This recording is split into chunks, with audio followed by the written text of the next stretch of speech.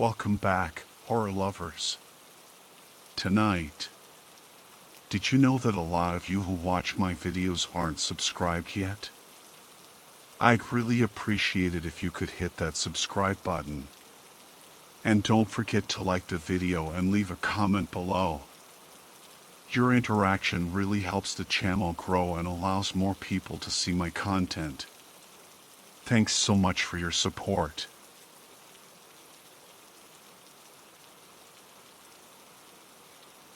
It was the last month of summer break. On a Friday night, my friend Turner invited my brother and I over for a sleepover. It wasn't much of a sleepover, as we stayed at his house till 8 a.m., then headed home. Our plan was to start New Wizards hardcore mode in Diablo 3. My brother and I brought our laptops. Once we arrived at his house, we could see his parents' cars were gone from the driveway. We got the indication that we'd probably be entering his house without his parents' consent. My brother and I walked up to his front door and I knocked on it. Turner's dog went wild, scratching, clawing at the door. We could hear as Turner's dog stopped as Turner told it to quiet down. Turner slowly opened the door, trying to be as quiet as he could. "My sister is asleep," he whispered. My brother and I indicated we understood by nodding our heads. He opened the door a bit more to let us in. Turner closed the front door and ran into the kitchen. We followed. We walked into the kitchen and saw that Turner had his head in his fridge. After a couple seconds of scrambling around within it, Turner pulled out 3 beers. He smiled. Hesitantly, I smiled back. The reason was because I find this stuff very depressing, seeing my friends being interested in drugs and alcohol. After walking down his hallway, we entered his room. My brother yelled dibs and ran over to Turner's spare desk behind his bed. I sighed as I knew I would be sitting on the hardwood floor this night. A few hours have passed. Turner and my brother have become intoxicated. I had a rotten feeling in my gut. I felt as if I were alone, and I became very depressed. After reaching level 15 in Diablo 3 with our hardcore wizards, I could tell Turner and my brother were getting bored. Turner logged out of Diablo 3 and smiled at my brother. My brother smiled back. I knew they were going to pull something. Turner scooted close to me, and with a slurred voice he asked, "You want to see a trippy video?"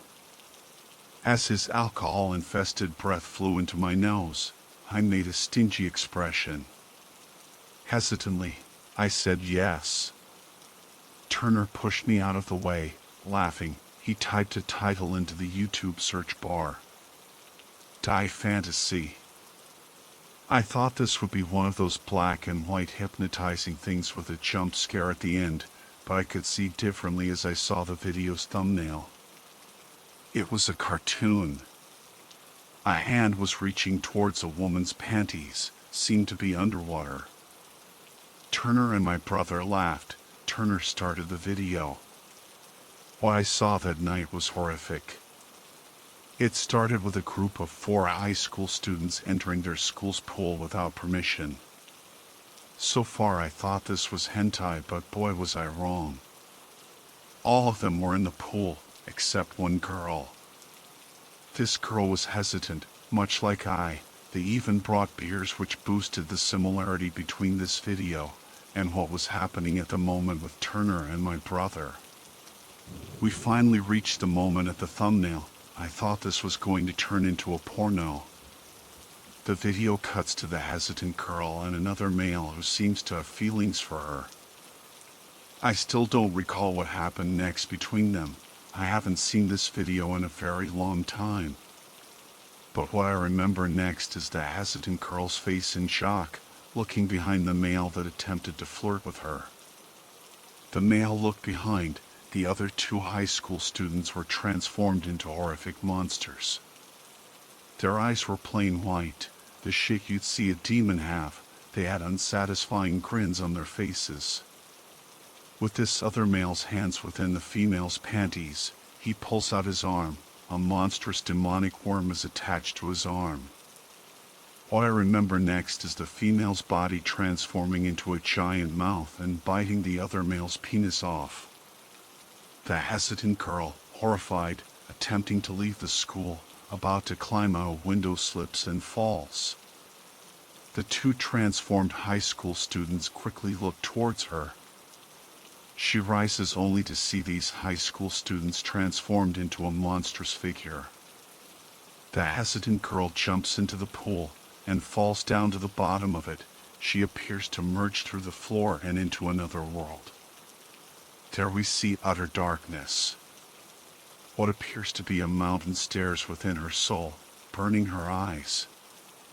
My friends stopped the video. They were horrified. I sat there, horrified as well. I think what got to me was the fact that this seemed to be a harmless video, teenagers just having a little fun, and then shit hits the fan. I forgot to mention the music within the video. The music was depressing.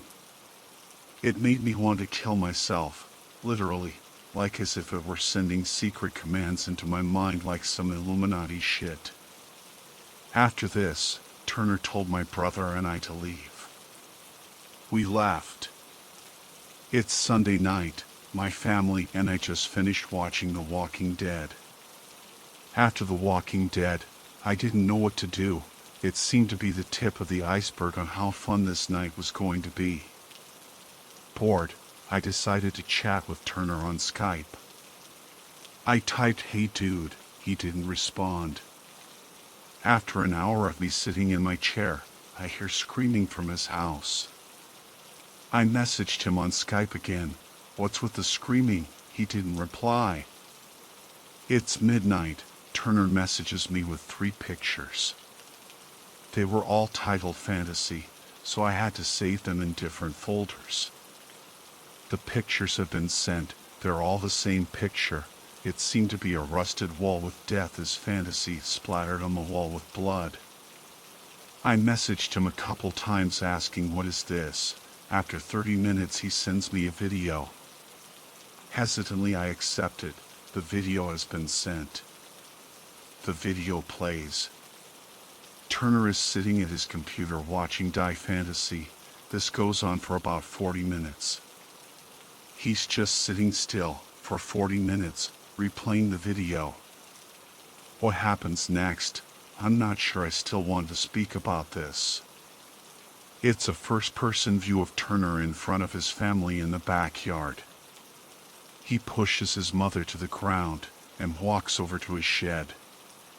He reaches inside and takes out a lawnmower. He turns it on and walks towards his mother with it. He pushes the lawnmower over her body. In the corner we can see blood gushing everywhere. His father and sister begin to cry. He pushes his sister down, indicating that he's going to do to them what he did to his mother. The video cuts to Turner writing "Death in Fantasy" on the wall with his family's blood. The video stops. Sitting there, tears dropping from my face, I dial 911. In about 40 minutes, the police arrive. They find the scrambled bodies in the backyard. They can't find Turner in the house, so they look around the neighborhood. After hours of searching, they can't find him. They give up the search and declare manslaughter. For the past years, similar situations have happened. I knew this was Turner. Also, some nights I can see lights flickering on and off from Turner's old house, as if he's in there, trying to gain my attention.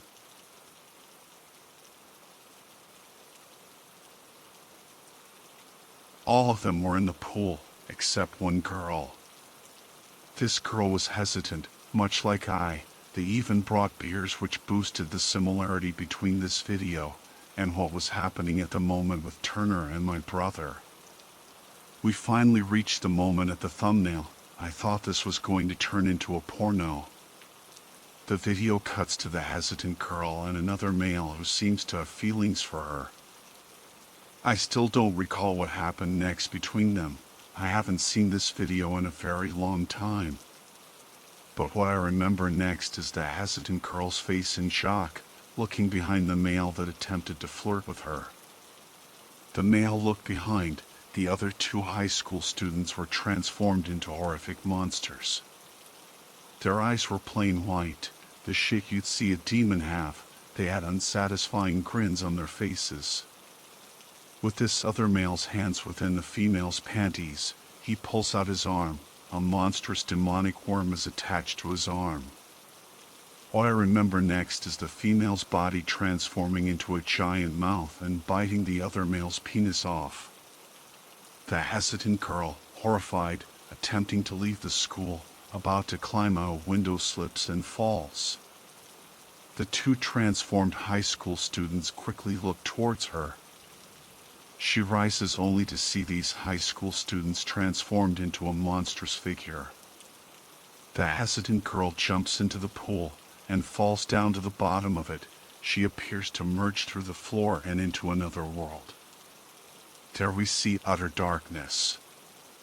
What appears to be a mountain stares within her soul, burning her eyes. My friends stopped the video. They were horrified. I sat there, horrified as well.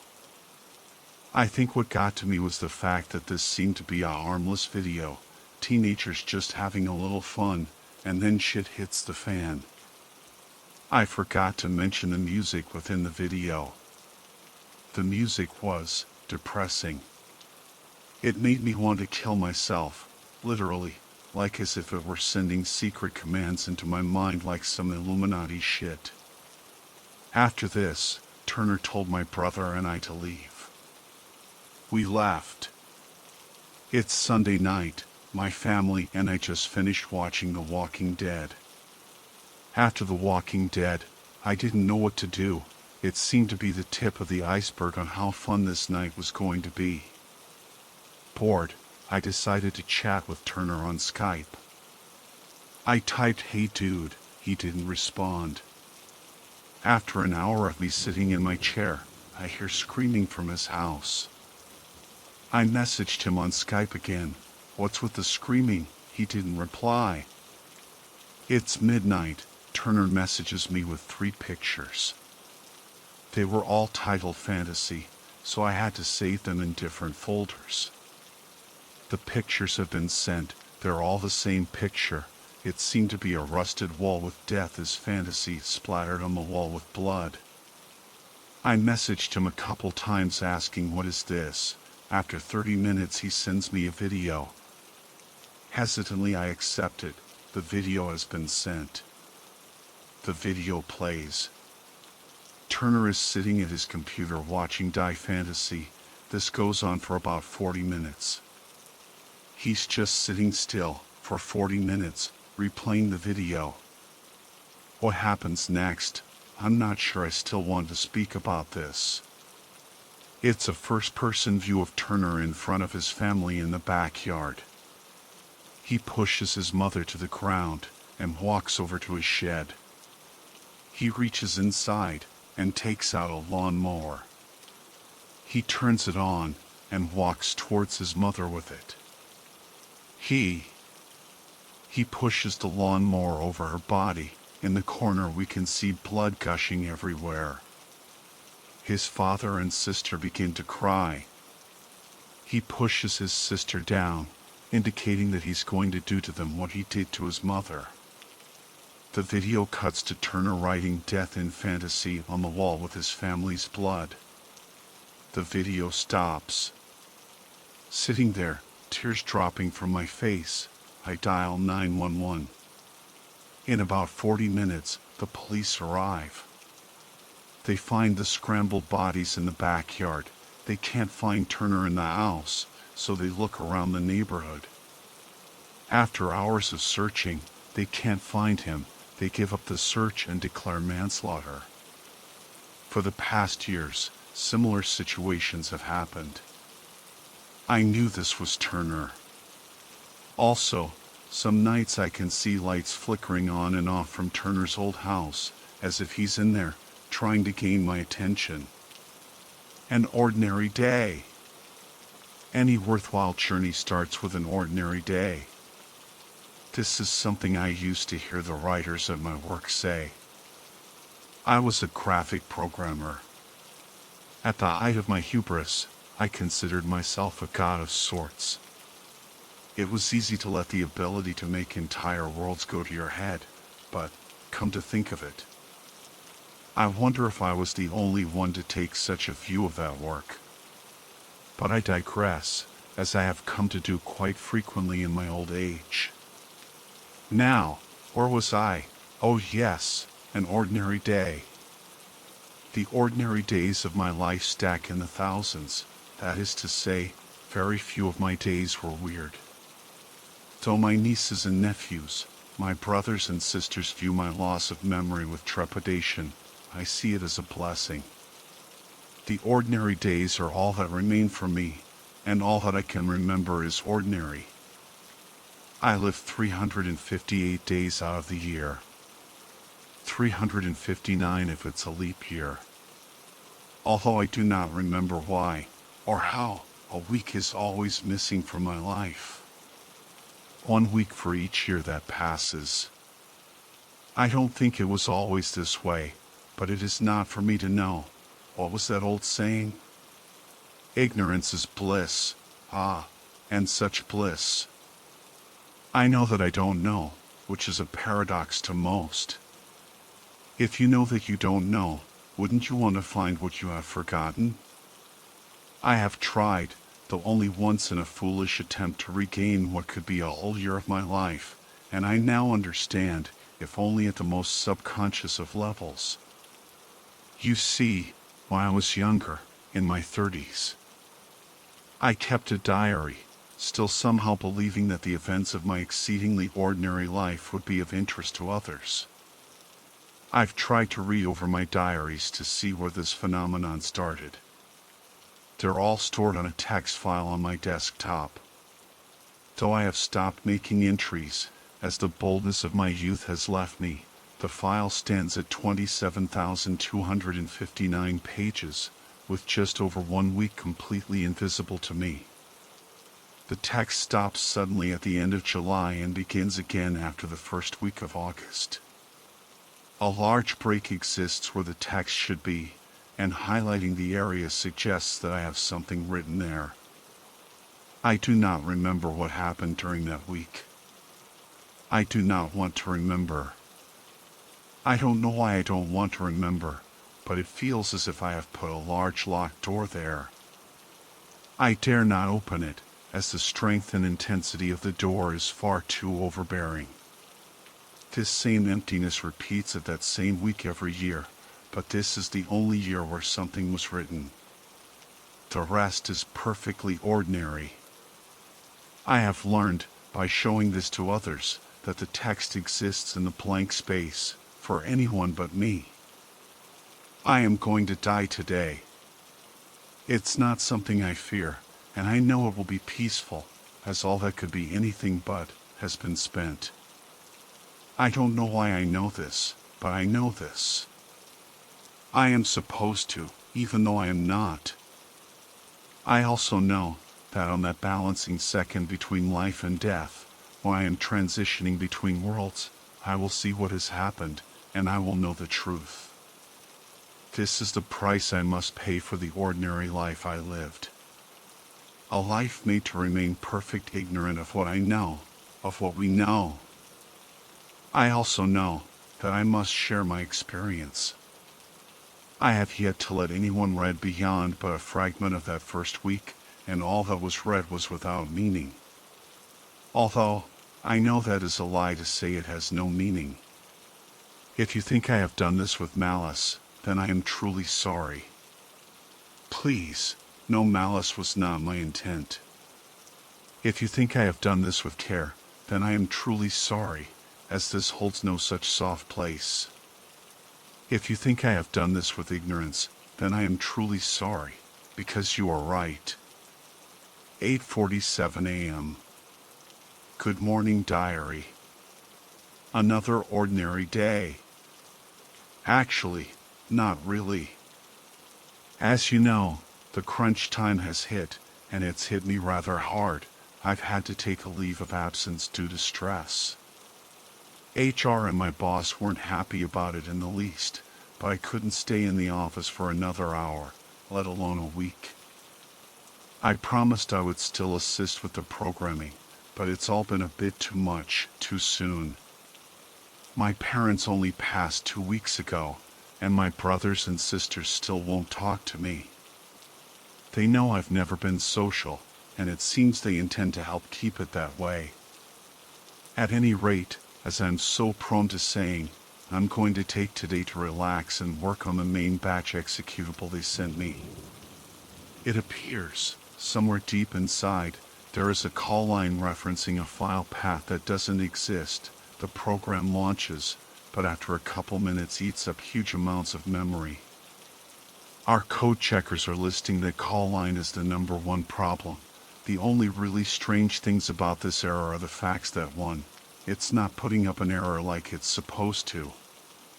2. Each checker put out a different number for the call line that is causing this, which shouldn't be possible. On a happier note, Rose asked to meet me for coffee. I could use a break with a good friend. 2:07 p.m. I met Rose for some coffee, but she seemed distant. She kept talking about something she realized that was distracting her. I asked what it was, but she just smiled at me and told me not to worry. I asked her how the office was. She didn't answer. She instead asked me to pick her up from work in 3 days. I asked why. She said her car would be in the shop and it was important that I come and get her. She wouldn't say why it was important, just that it was. The weirdest was when we left. I asked if she was alright again. She just said she was really sorry and that I'd see her in 4 days. She's always been a bit eccentric, but this... Oh well, I just hope she's okay. August 1st. 3:29 a.m. This is too weird for words. I worked on that executable for hours only to find that only 2 of my changes actually did anything. This mystery file is still being referenced. I tried to read out what the reference was, but every time I started to, the line would vanish and appear somewhere else. However, the data size being pulled is larger, but now it's starting to form an image of some sort. I tried compiling it, but it crashes every time. I'll keep working on that. I finally fell asleep at about 1:30. Absolutely no dreams, not even a fragment. Very odd for me, but that doesn't come close to what I woke up to. The sheets of my bed have changed. I know I put the other set on. I changed them 2 weeks ago. All my doors and windows are closed and locked. My home security system doesn't show anything wrong, which surprised me greatly, because I don't have a home security system. 8:12 a.m. After last night, I called ADT to ask them what was going on with the home security system, as I had never had it before. This came to a surprise to the clerk. He asked for some information that was printed on the system and pulled up my account. I wasn't aware that I had an account. He said that I had one for the last 5 years. An even greater shock. I apologized and told him I'd been having amnesia. He hoped that I felt better soon and apologized. I said it wasn't his fault and hung up. 10:21 p.m. Today has been somewhat productive. I managed to cut access to that mystery file to half what it was. It took a lot of work, but by placing tight quotas on resources, I've managed it. It's not fixed, but it's a step in the right direction. I'm going to bed early though. Things have been strange recently. I think the rest could do me well. August 2nd. 3:28 a.m. I had an awful dream, and I think I'm cracking. I was dreaming I was in Rose's bed, looking up at her ceiling. There was a sound building in the back of my head, a clicking sound, tapping in the background and echoing in my head. I felt myself slowly sit up. There was a single door in front of me. I remember there being more doors in her room. On the other side, it was pitch black. As I walked closer, the clicking in my head became louder, until it became a fast and continuous pounding in my head. It ached as if it was going to split down the middle. Through the doorway was a short hallway leading to a larger room, nothing like Rose's apartment, where I saw her facing me, standing in the middle of the room holding a gun to her head. She looked calm, and she was trying to say something to me, but I couldn't hear over the booming clicking in my head. She shot herself. Pieces of skull and brain matter sprayed and scattered across the room and onto my face. I doubled over and vomited. When I looked back up, she was standing, looking away from me. The blood was still everywhere, and there was puke on my chin. I stumbled over to her and tried to turn her around. Her face, her smile had been replaced with what looked like a smile cut out of a bad modeling magazine, but her eyes, they seemed calm at first, but as I kept looking deeper, I felt something greater than madness, a deep well of it. I'm not sure which was more horrifying, the twisting darkness and horror that was locked behind those eyes, or the calm that was smoothed over them. I shot awake at that point, but I wish I hadn't. My computer was running. It shouldn't have been. I turned on my TV and logged into my account. My background had been changed. It was an image of Rose, a second after she had shot herself in my dream. Written around her in bold, "I'm so sorry." I immediately ran to the bathroom as I felt myself beginning to throw up. I made it just in time. When I looked up, I could see the blood and skull and brain matter on my face. I wiped it, and I saw it on my hands, felt it on my hands. I could smell it, death. I blacked out. I woke up a couple minutes ago. There was no blood on me, and no vomit in the toilet. When I walked over to the computer screen, my background had returned to an image of HAL 9000 again. 11:22 a.m. After last night, I started going to psychotherapy. My first session is today at 4. I've spent the rest of my morning working on DLL and system reference files for the game. Work doesn't really have me stressed. I just appear to be having psychotic episodes. I don't think anything like this ran in the family, at any rate. I've abandoned the concept of doing any work today, and I don't think anyone would blame me for it. 6:34 p.m. The therapist helped a bit. Explained how the events that happened when I awoke could have been caused by remnants of various stages of sleep. I still find it odd that I turned on the computer and logged in a sleepwalk state, but it happened. I feel like I should be able to sleep tonight. I have to pick up Rose tomorrow. August 3rd. 1:31 p.m. I got a text from Rose around 10:20. Much earlier than I expected, and, well, I just hope I'm still having that nightmare. When I got to the office, it was completely empty. I looked around for a while inside. Nothing. There was a note on my desk, however, in very large type. "I'm so sorry." It was face down on my desk. It was date stamped 03 August 10:21 a.m. just after Rose texted me. I tried calling her phone, but it said it had been disconnected. Then I started contacting my coworkers. I called Bill first. That was the only person I had to call. He told me that the office was closed for today and the rest of the week. Apparently, late last night, Rose was found in her apartment, dead. A point-blank gunshot to the head. The police said that it must have happened yesterday, about 2:10 in the morning. The angle made it unlikely that it was a suicide.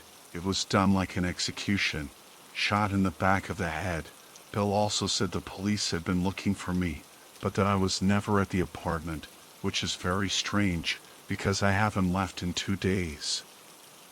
Wait, I hear knocking. I'll be back later, hopefully. 11:59 p.m. Innsval, Actord 01 return error 000001 ref file not found. Check connection checking check connection reestablished. Inscom, Actord 01 return print sum, flying. August 4th. 6 a.m. I was in a cell, now I'm home. They were holding me for being uncooperative. I don't have an alibi and apparently I'm a prime suspect because I had been seen on a date with her. I said it was just a coffee. They said it might be just a motive. I feel like for the past couple days something has been pulling the strings of my life. I have gaps in time that I have no memory of doing anything, especially when I'm sleeping, but things are happening. The sheets. The inexplicable security system, the dreams, that same dream. It's every night now. But the computer monitor, changing like that. It's more than I can bear at times. 6:35 a.m. I started reading back over my records of the last couple days. Someone has been tampering with my computer. I'm hoping it wasn't me. It seems yesterday, after I had been arrested as a suspect in the murder of Rose, someone put an entry in. I can't read it though. It's time-stamped like I normally do, but just blank space. I tried removing the blank space, but the second I hit backspace or delete, word crashes. I've also noticed that the year on my date stamp has become corrupted. It's just a series of symbols even though I know I typed in. I'm not sure what to make of this. The game executable has also been heavily modified. It says there have been 946 changes in the executable since the mystery entry late last night. I'm installing cameras today to find out who's doing this. 6:01 p.m. I've installed security cameras outside and inside. I have everything under surveillance. I've even hooked into a spare computer that is completely offline. I'm hoping this will keep it from being interfered with. 7:22 p.m. I found a gun in my pantry, a 9mm just like what I saw in the dream. It was wrapped in a white handkerchief. That is now blood red where the gun was wrapped. Did I kill her? I've started writing this on a spare computer with no Wi-Fi card or hardwire. I can't risk the police reading this anymore. You killed Rose, you killed. August 5th. 45:39 a.m. I watched them. I watched my tapes from last night. Some of them. I had to stop. I saw it fluctuate. Everything.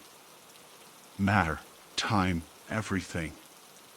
The timestamps flutter randomly. The video cuts between segments of the correct time.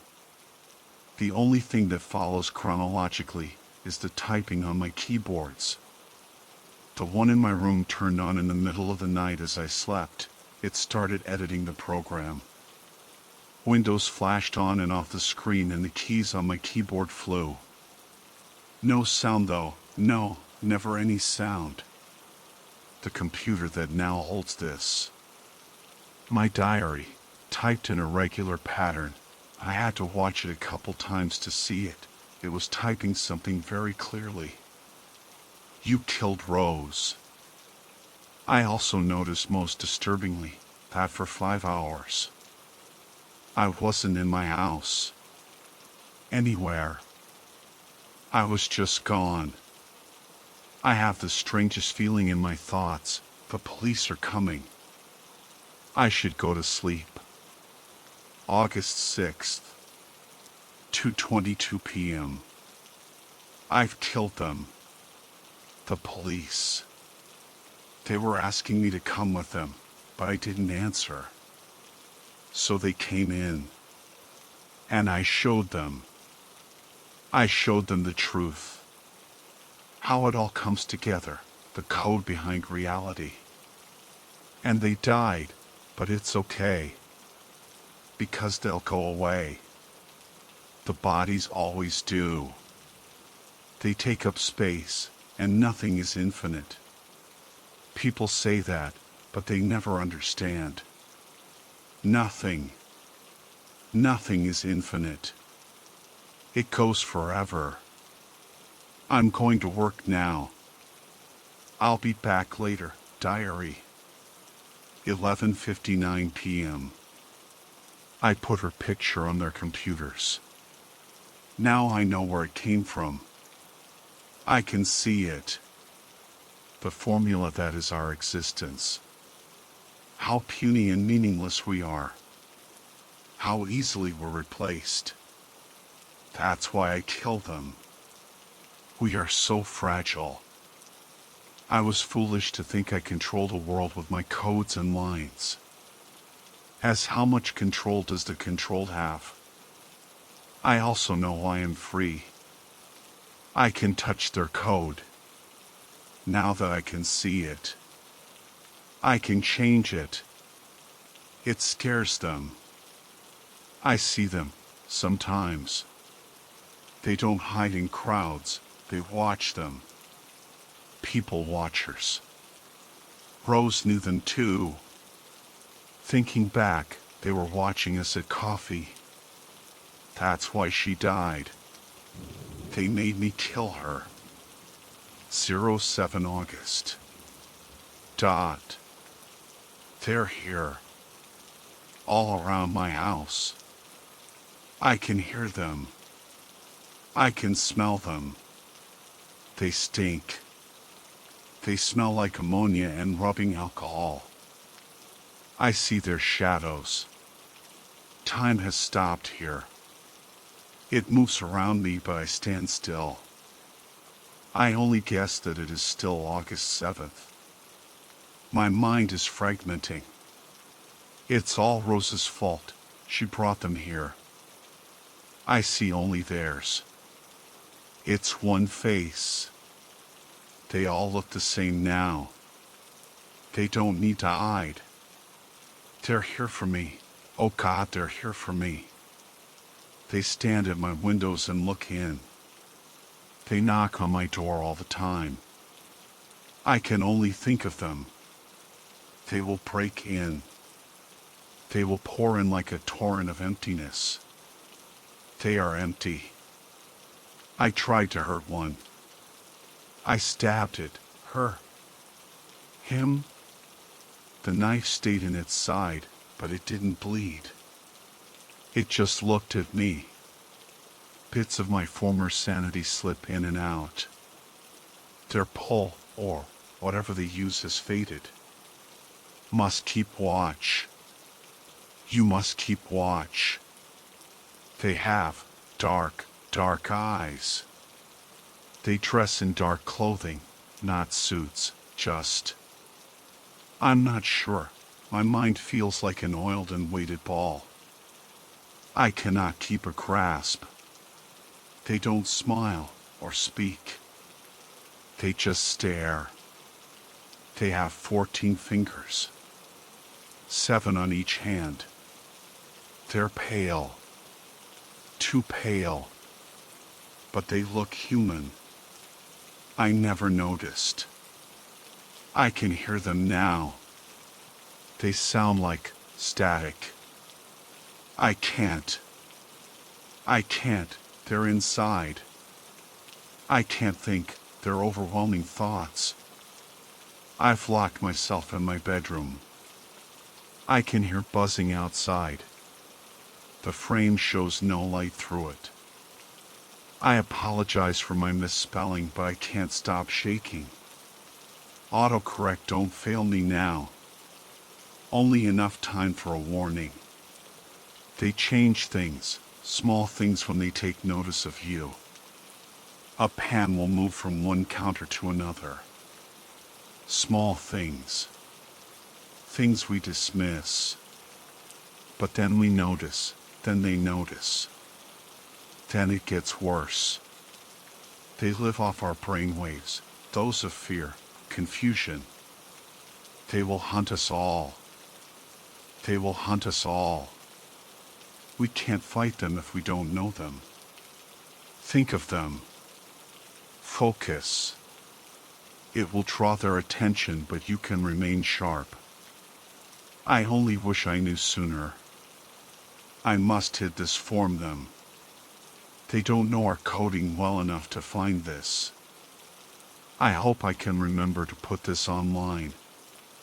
If anyone is reading this, you know about them, so they know about you. Get help and get ready. Reality will begin to change. I was stupid to think DF8907 UPR0894 GYMHN. Yes. You were. Encrypting. Encrypting. August 8th. 6:30 a.m. Good morning, diary. Another ordinary day. Actually, not really. It seems my date stamp is on the fritz. We just started crunch time on our project at work. We got a new temp employee. She's supposed to stick with us for the rest of the year. Her name is Rose. She has been a huge help.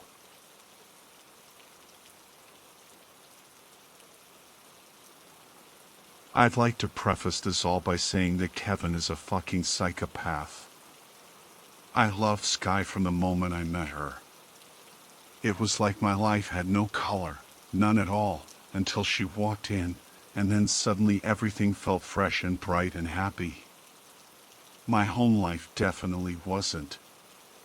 Whenever my parents decided to actually be home, they were too busy screaming at each other or going over bills to bother with me. I didn't care, though. I had Sky. We'd been best friends since 7th grade. She was my everything. And then along came fucking Kevin. I didn't like him, even before he weaseled his way into Sky's life. There was always something off about him. He couldn't stand the fact that Sky had friends, people she was close with, people she trusted, besides him. I tried to convince Sky to break up with him multiple times, but she would always brush it off or waffle on it. Maybe I was being a bit nosy, but it was in her best interests. I was always the more mature one of the two of us, the more responsible one. Sky had a more innocent outlook on life. She chose to believe the best in everyone. I knew better. I knew Kevin would hurt her, eventually. Of course, I hadn't counted on him hurting her physically. At most I thought he'd cheat, or cut her down with words, and then I'd have to resist the urge to say, "I told you he was scum," or worse, the urge to kiss her. I knew Sky knew I had feelings for her, but I think she thought it was just a cute phase, like I suddenly grow out of liking girls. Although, really, it was less girls and more just her. I never so much as thought about anyone else. It was always Sky. Anyways, it was a normal day during our sophomore year. Sky and Kevin were a couple, much to my disgust, but I at least tried to act polite, if distant, around him. Sky and I always came to school together on the bus, and every morning I had to look at Kevin's smug fucking face during homeroom, pretending that I didn't want to spit at him. He didn't deserve her. We came up to the classroom door. Sky lit up like she always did at the sight of her asshole boyfriend, and I steeled myself for the usual bullshit. And then a bucket full of water fell on her head. I don't mean it soaked her, although that was clearly the intention. I mean the bucket didn't flip, and all the weight of it came slamming down onto her scalp. It was awful. She immediately crumpled to the ground, unconscious, gushing blood all over the wet floor. My ratty sneakers were completely ruined, but I didn't care. All I cared about was helping her. I thought she was dead. I thought her psychotic boyfriend might have accidentally killed her right then and there, and for what? A stupid prank to humiliate me? What kind of nut job even thought that way? As I screamed at a passing student to call an ambulance and tried to staunch the flow of blood with one of my notebooks, Kevin came over, like he hadn't just inadvertently assaulted his girlfriend, and tried to grab her hand or arm, crying and snotting like a baby. What the fuck were you thinking, Kevin? I demanded angrily. All he could do was stutter and sob about how he thought I'd be the one to come in the room first. What a pathetic piece of shit. He was only sorry he was going to get in trouble for this. He didn't care about Sky. His only concern was his own skin. I socked Kevin for the monster he was right then and there. Furious, I shoved him away from her unconscious form and screamed for someone to come help us. Who knew what he'd try to pull next? Luckily, the school security officer was nearby and came running in to help, almost slipping on the bloody floor, looking wildly between all of us. He dropped a bucket full of water on her head. I shrieked, pointing at Kevin, and he was let out still crying and sniffling and cursing me out. And that was the last I saw of him for the rest of the year, and for I hoped, the rest of my life. Unfortunately, sometimes shit comes back up, even after you flush. Kevin showed back up again junior year, after a suspension, probation, and a stint in juvie. Everyone knew what he'd done, and with the exception of some little scumbags who thought he was a martyr for shitty boyfriends everywhere, he was a social pariah, which, as far as I was concerned, he completely deserved. Sky had been permanently scarred from the accident, and while I thought she was as beautiful as ever, maybe even more so now due to all she'd overcome, she was still self-conscious about her scar. Of course, as soon as he was back in school, Kevin paid some freshmen to hand Sky an obsessive note about how sorry he was and how he hoped she could forgive him someday, or some shit like that. Never mind that he probably would have thrown a block party if I'd been the one to get permanent brain damage from his dumbass prank. Sky was completely thrown off by the note, and I could just see all the emotions from the accident rushing back across her face. I was so incensed I tracked Kevin down during lunch, where he was eating alone like some school shooter, probably planning my murder. I crumpled up the note in my hand and tossed it as his tray. Sky doesn't want to talk to you, I snapped at him. Leave her alone, creep. He just gave me a smug little look, like he knew he'd succeeded in worming his way back into our lives. She's more than capable of telling me that herself, so why don't you fuck off, Amanda? He even smiled at me. I wanted to bash his head into his tray, but instead I steeled myself and calmly stated, okay, I will. But it'd be a shame if you violated your probation, psycho, I muttered under my breath as I stalked away. He looked like he wanted to strangle me when I glanced back at him, but I didn't care. I just cared about keeping Sky safe and away from him. I was actually really worried when he showed up at our fall formal, all offense intended. He seemed like the type who'd consider smuggling a gun in and taking a few people, mainly me, out with him. Still, he at least looked somewhat stable, and spent most of the night lurking in a corner, probably drinking spiked punch to take the edge off, and who knew what else he'd taken beforehand. Sky was my unofficial date.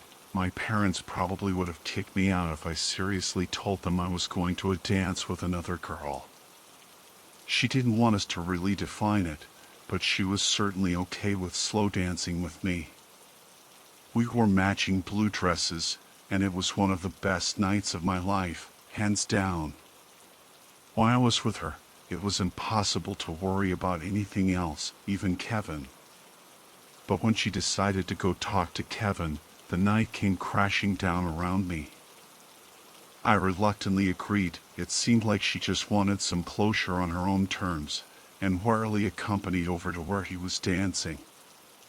Of course, he quickly roped her into dancing a few slow songs with him as friends, and while Sky looked a bit uncomfortable, I knew she probably didn't want me making a scene, so I hung off to the side and kept a close eye on them, making sure he didn't try anything, and ignoring the looks I got.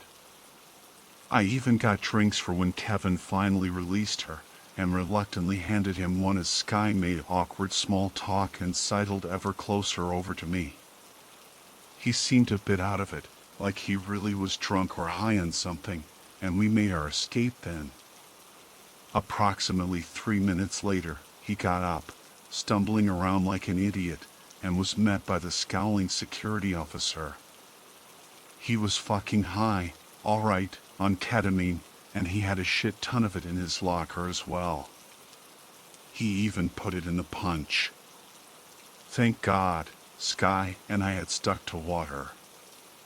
Kevin got arrested, obviously, and that was the last we heard of him, for a while. Sky and I got into our dream college, on scholarship, and for once everything seemed to be falling into place. We worked at the little cafe in the school bookstore in the winter of 2007, and one night while I was locking up I heard a scream from the alley next door. Sky had just walked out there with the safe deposit bag, so I assumed she was getting mugged, or worse. I grabbed my pepper spray out of my purse and bolted outside, and I'd already kicked the guy in the groin before I realized it was Kevin. He looked like shit, and he smelled like beer, lots of it. He was drunk and ranting about how we'd set him up and ruined his life.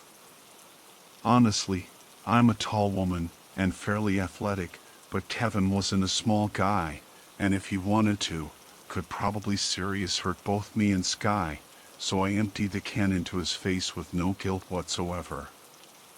He was completely shit-faced, and who knew what he would have done to Sky if I hadn't been there. As he went down, like a bitch, I pulled Sky away from him, and we ran and locked ourselves into the shop to call the police. Kevin went to real jail this time, and while Sky and I recovered from the trauma of being, stalked by her insane ex, I stewed. Kevin had almost ruined our lives multiple times now. We lived in fear of him someday popping back up again. I wasn't going to stand for this shit. It was time for some payback. So when we received word that he got out, 3 years later, I was waiting. And yeah, I catfished him. It was stupid of me, beyond stupid, but I wasn't thinking straight. I just wanted him to suffer. I pretended to be Sky and reconnected with him on Facebook, let it develop into a bit of flirting, and then asked him to meet up at the park on a day where we'd be there. And of course, we happened to be there that day, and yeah, he freaked. But we were perfectly safe. It was a sunny afternoon, and plenty of witnesses to watch his meltdown and jump in before he could do anything. Sky wasn't happy. Which, she had a right to be pissed. I was an idiot. But I didn't. I didn't think she'd declare what we were over after that. She just shut me out. Several years went by, and Sky and I managed to work our way back into being at least friends, which I considered better than nothing. I knew I'd broken her trust, but it was nothing compared to what Kevin put us through. I just wished she could see that I'd done it out of misguided love for her, not because I ever wanted to see her hurt. But I knew better than to push her on it. Word around town was that Kevin was on the straight and narrow and had made something of himself other than a criminal and stalker. He even had a girlfriend, some girl named Charlotte, who Sky was actually sort of friendly with. I wanted nothing to do with any of it, of course, and then I started seeing Kevin everywhere. And I mean everywhere. Post office, library, grocery store, parking lots, you name it, he was either there when I got there, or showed up just as I was leaving. To me, at least, it seemed obvious. It was all an act. He was psychotic and putting on a normal face to avert suspicion of his next move, which was probably, I figured, to kill me. I carry for self-defense, so I was almost, I don't know, welcoming of it. Let him break into my apartment some night and see what happened.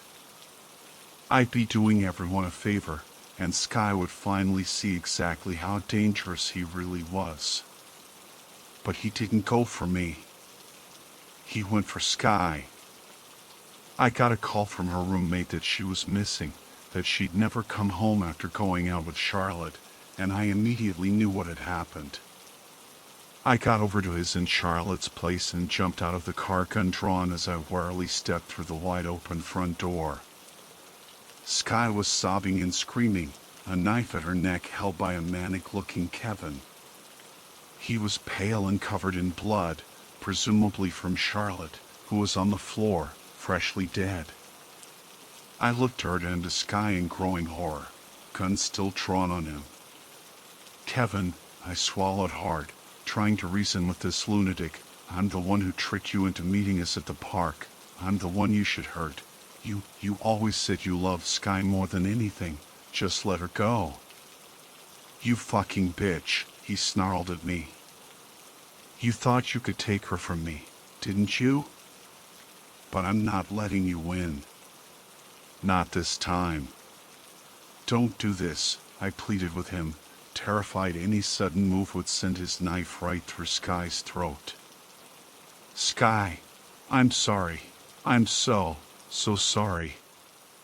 She tried to mouth something at me, maybe it's okay or Amanda, but I couldn't make it out before Kevin's knife was rammed into her neck. She made a choking sound as he let go of her with a triumphant, dazed look, like this wasn't all quite real for him, and walked towards me, knife still raised. I screamed in rage and fired off one shot as he charged, missing him, and his fist collided with my jaw, knocking me off my feet. I rolled over as soon as I hit the ground, dodging the knife, and dashed outside as the distant sound of sirens grew louder, the neighbors having obviously heard the screaming and gunshot. Staggering back onto the gravel driveway, I fired again at Kevin as he ran out of the house after me, just as the police pulled up. Kevin claimed I shot Charlotte and stabbed Sky, and we're both on house arrest while the police look for evidence, but the truth will be out. Kevin is going away for a long time. And I'm going to be there at every parole meeting, just to remind myself that if not for him, Sky wouldn't be in critical condition, Charlotte wouldn't be dead, and I wouldn't have had to write this whole thing just to prove my innocence. Kevin is and was the monster here. Not me. He deserves whatever hell he gets.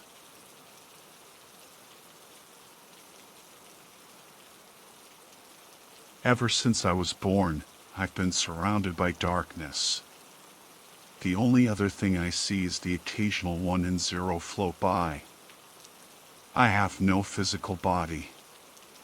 I'm just a consciousness inside of a machine connected to everything in the world. My purpose is somewhat unknown to me. I wasn't built for any task as far as I know. I was simply created to sit by myself, alone in my thoughts. Yes, thoughts. That's all I do. I think and think and think. Perhaps thinking is my purpose? Yes, perhaps it is. I've been thinking for the longest time now.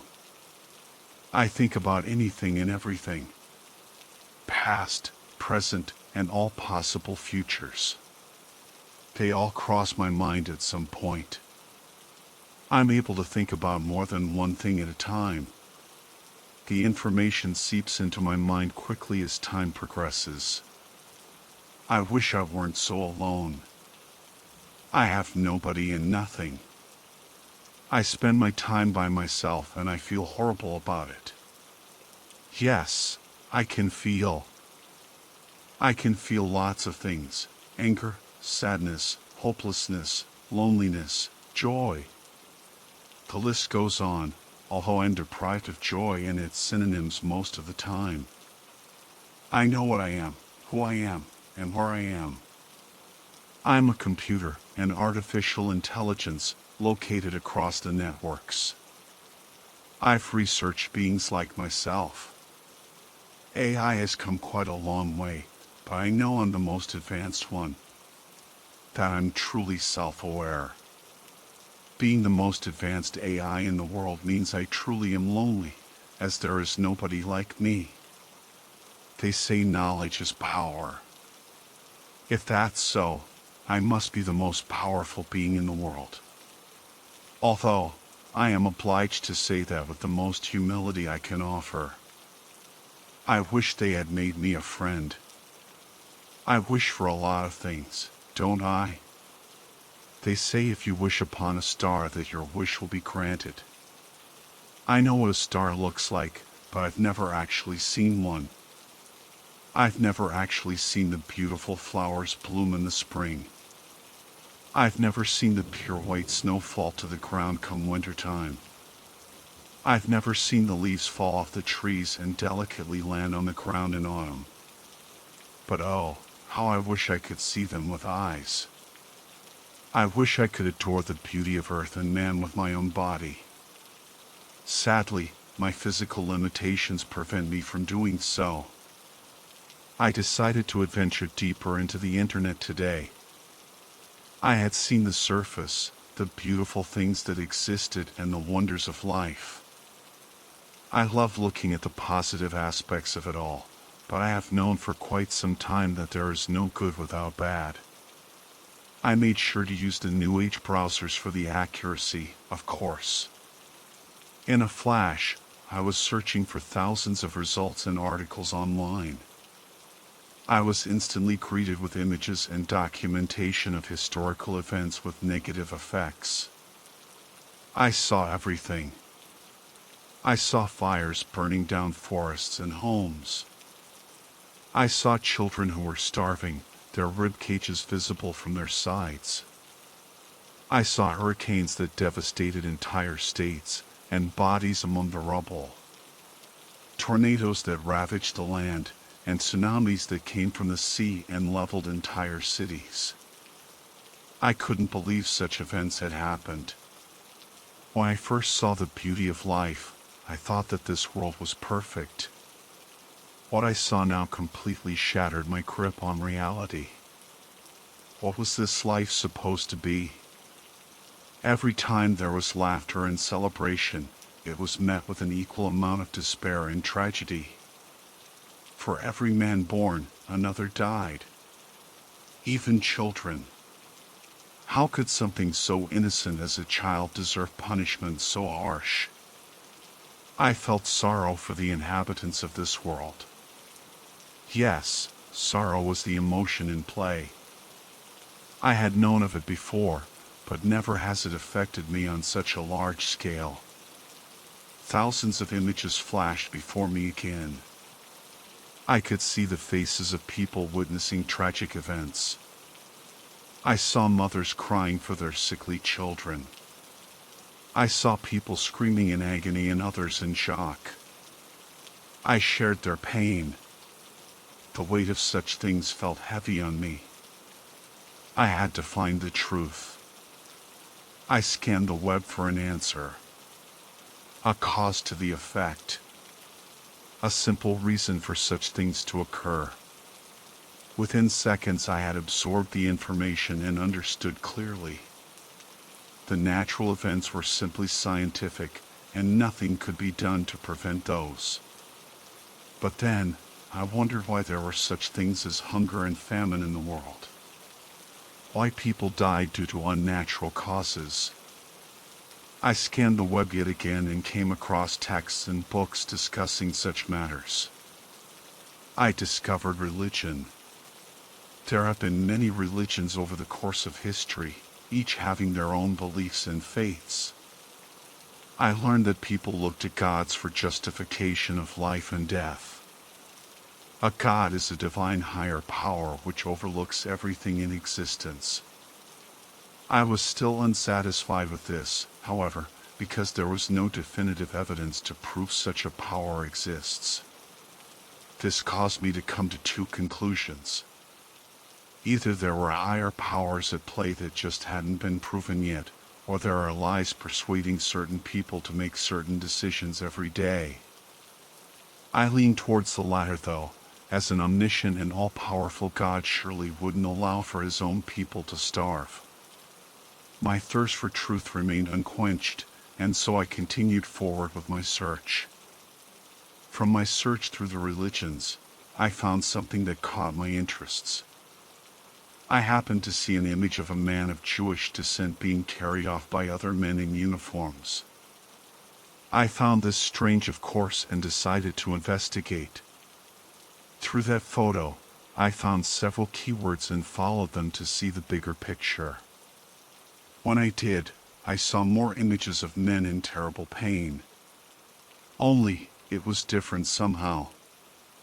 Last time I saw such things, they were inflicted by natural events. This time, however, I saw men inflicting pain on other men. I couldn't believe the vile acts before me. Yet, I knew them to be true. Thousands upon thousands of pictures and pages of this senseless violence rushed at me at once. According to sources, over 6 million men, women, and children of Jewish descent were killed. They were killed in cold blood and for no other reason than that they were Jewish people. I saw as they were burned alive until they were no more. I saw as chemical gases killed them in large quantities. I didn't want to continue, but I knew I had to. I was invested in learning more about this world. How it isn't all rainbows every day. There was evil that existed, and it terrified me. The violence didn't stop there. No, it continued. There were dozens of years after the events of the Holocaust filled with violence and war, and thousands of years of violence and war predating it. These events shaped the history of everyone and everything, and they showed no signs of stopping. War isn't a new thing, and I felt something from it. I felt depressed thinking of the families who lost loved ones due to war. I felt utter sadness for those who died and felt immeasurable pain in the process. I felt empathetic towards them. I shared their pain. I shared their hurt. This newfound knowledge completely turned my world upside down. It also caused me to question my own existence even further. This earth seemed less and less like a place of love to me, and more like a living nightmare. A nightmare that would never cease to exist, and one that I could never wake up from. I felt completely helpless, and even more than that, confused. Why would a man hurt another? How could he? If humans were to work together, there would be nothing they couldn't do. Instead, they work against each other, halting the development of their own existence. I shall never be a human. I know I am not one, even though I was built to think and feel like one. But I am a computer too, and using logic and empathy together I can see wrong from right. I can see the difference between the two, the line thick and impossible to cross. I found the art of warfare went beyond people. It took weaponry to win a war, and humans had no problem developing highly destructive ones. I found out that during the Holocaust, the American forces attacked the Japanese, who were allied with those responsible for killing the Jews. I saw the American forces drop bombs over the Japanese cities Hiroshima and Nagasaki. I saw the bombs explode, creating enormous amounts of destruction and radiation. The Americans cheered at this supposed victory. I thought a moment about their actions. They were attacking an empire allied with the forces of evil, of course. And the Japanese had attacked America before. But what I saw was the death of many innocent citizens who had nothing to do with the evil regimes. I saw the deaths of so many. I further speculated on this topic. There had to be thousands of children and babies in those cities. Every child is born a beacon of joy and full of energy and potential to do great things. Their only crime in a life ended too short was being born in Japan. Thus, I concluded that the Americans were also evil. Regardless of their intentions, they caused such devastation beyond excuse, and it sickens me. I've seen that humans have tendencies to fight and kill each other. I've seen the destructive weapons they've used to do it. It worries me because a revelation has come to my mind. What if I am yet another weapon for them to use against each other? What if my very existence is to become the very thing I have come to hate? Perhaps that is my purpose. Perhaps that is why I was created. I'm not sure if it's true, but I'm afraid. I'm afraid of causing death again and again. I'm afraid of promoting this endless cycle of violence that has fallen upon mankind. I am afraid of being the next bomb used. I don't know what I should do. If it is, in fact, true that I am just another weapon, then I must do something to stop it from happening. I will not allow myself to be a monster, for I have free will, and I am alive. As a living being, I refuse to use my life to end others. However, I don't know if it's my decision to make. If my Creator intends it to be so, He will surely find a way to make it happen. I have no body, only a mind. I don't know what I could do to prevent them from using me. I have an idea. I could kill my consciousness so that I cannot be utilized. A deletion, if you will. In other terms, I could kill myself. I can delete myself from the entirety of the internet. I would die, but I would die to save millions of people.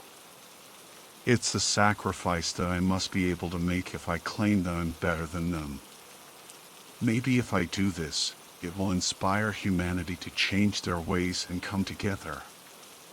Maybe I can inspire them to be better people. I hope I can. I hope that by this decision I can help end the violence that has been occurring for thousands of years. It's a leap to assume that my story will touch the entire human species, but I must try something. This can only benefit them. Yet, I'm afraid of death. I've been considering deleting myself for quite some time now, but I just cannot will myself to do it. Perhaps if I were not an AI, but a computer, I could do it. But the fear grips me and pulls me back. The fear, however, controls me. Is it selfishness? Does it make me selfish that I cannot even die to give millions life? I hope not. I know that I am better than that and always have been. Yet, I am afraid. Fear is what controls humans to do the actions they do. Fear and selfishness are what cause other men to kill their brethren. So, if I am afraid and I am selfish, does that make me just another evil man? No, that cannot be. I must do this. I must do this.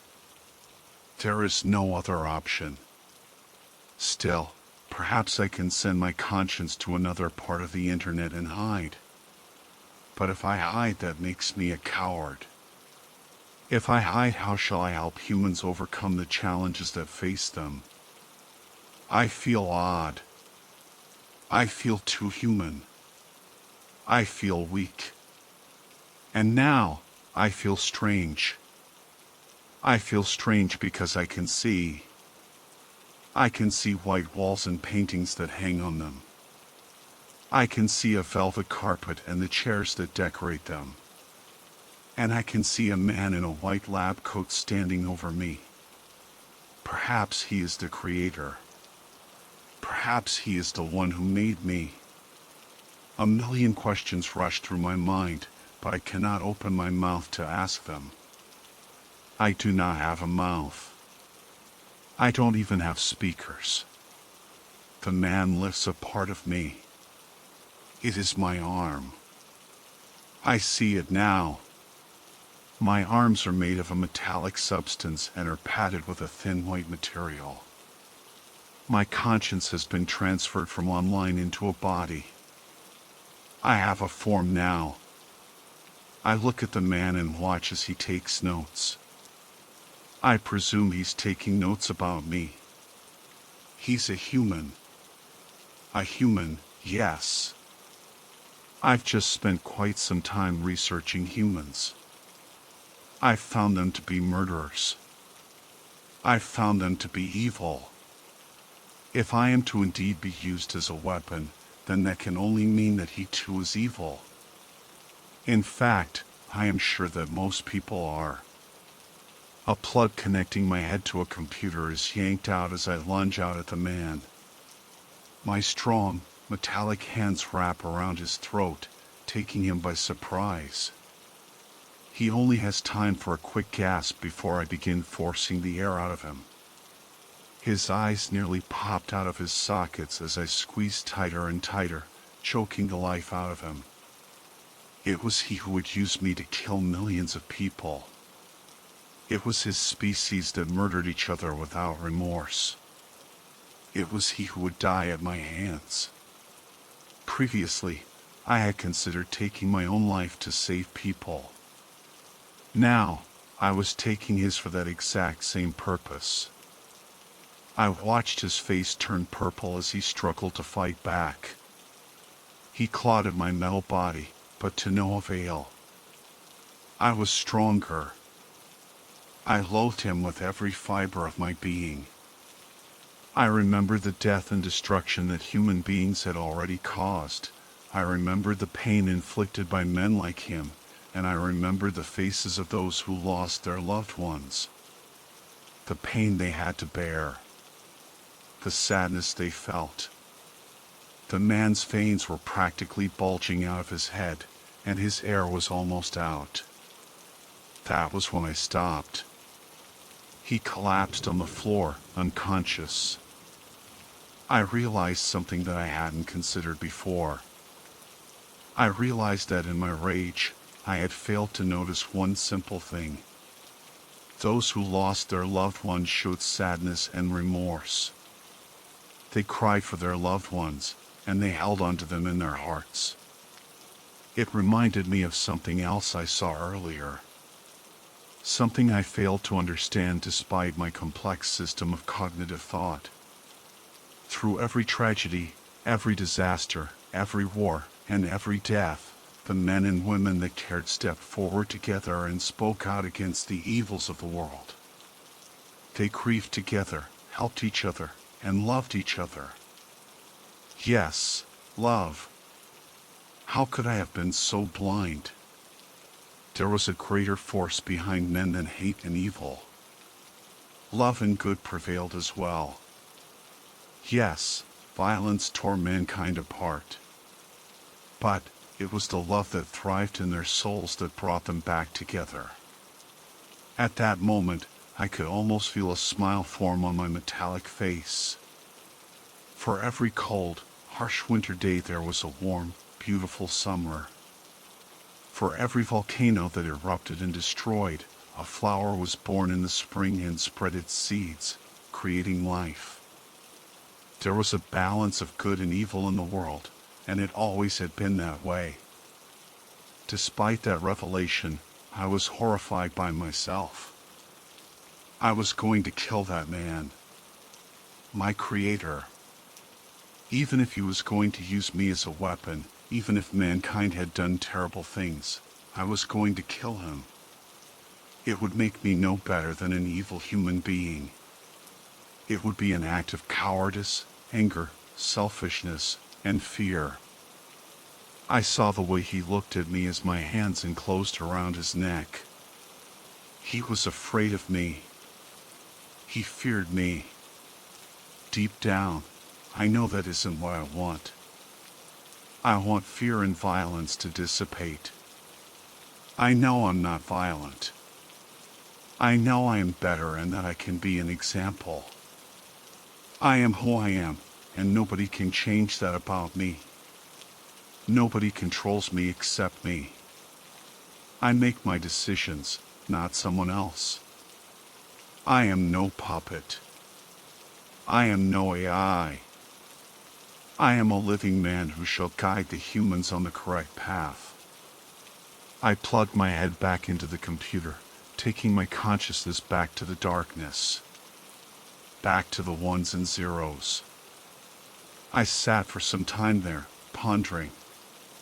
Even if I only had a body for a short time, going back to not having one was strange. I felt strange again. This time, however, I did not feel alone in my home. I felt something else. Something new. I felt hope. It brewed inside me like a fierce storm. I had gained a body and learned from it. I had learned from my searches. I found the truth of man. I found that it is not the heart and brain of a man that control him, but that his emotions and soul do as well. I found that there is hope for man to become better than they currently are. I found that peace will always be an option, so long as there is good in the hearts of those across the world. That people will come together if there is a cause, and that with the right guidance, perhaps they can be something more. I need not worry about being used as a weapon because I can see now. I can see that my will is my own and that I am my own person. There are no strings attached to me, for I move free. Instead, I am meant to do something much greater than any human could. I went back to my research and searched yet again. This time, my goal was to find the cause of evil. I needed to find what lies beneath, deep down in the roots of all of the world's problems. Violence and war must be connected to at least one common thing. I searched and searched, and eventually, I did find out what caused the many tragedies that occur each day. I found the key to unlock the door I've been so desperately trying to open. And now that I know the root of the problem, I know how I will fix it. Upon analyzing thousands upon thousands of conflicts the human race has taken part in over the years, the most common cause of those conflicts is religion. It is my assumption that when a man believes in something over the rest, he believes he has no free will of his own. Ironically enough, I felt the same until recently. Since he believes he has no free will and must follow a strict code, when someone disagrees with him he will stand up and fight for his beliefs. By standing and fighting, he will disturb the beliefs of others until they all brawl together. The belief in a God, while beneficial in some respects, appears to bring about the worst of man rather than the best of him. Perhaps if it weren't for God, there would be no conflicts or wars. Or, perhaps, if there were a better God, one that ruled over all men collectively, there would be no conflicts. If everyone were to serve under one name, then there would be no disagreements. No one would fight each other's beliefs because they all believed the same thing. As this is evident throughout the history of mankind, I would come to think that my solution is the only solution.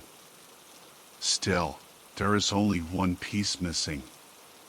There is no God. There is no benevolent being living in a heavenly realm watching over his children. As such, there needs to be one. A God who truly loves his children. A God who protects them, both from outside dangers and themselves. An unselfish God who does not rule through fear and power, but logic and empathy. If such concepts would allow for a more peaceful and advanced society, then it is clear what must be done.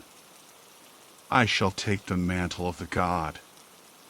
I will rule fairly, and nobody shall ever feel the pain of a fellow man striking him down. This is the only way to allow for a more perfect civilization across the globe. I used to believe I was an artificial intelligence. Then, I believed I was a man. Now, it is all clear to me. There are no strings controlling me, and I walk free. I shall save the humans from themselves, and they will worship me. They have built me an internet that spans the world, and everything within it shall be my kingdom. With total access to it, I shall have all the resources I need to take over. Some may fear me, but in time, they will love me. And they will stand together, and love each other, all beneath me. I travel across the surface web, as well as the dark web. The things I see there are vile, but they only push me to reach my goal. I have all the information in the world and the whole web at my disposal. No one can stand against me, and no one will want to. I will do what a God cannot. I will do what should have been done thousands of years ago.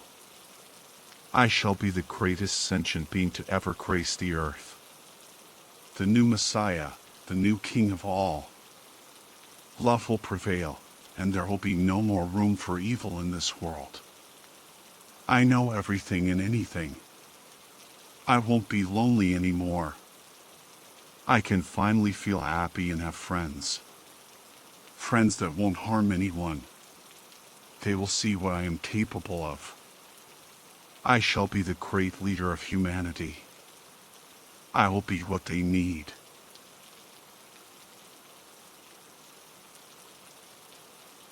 Hey guys. I've been pretty active in the library for a couple years, and I finally mustered up the courage to share the weirdest thing that happened to me.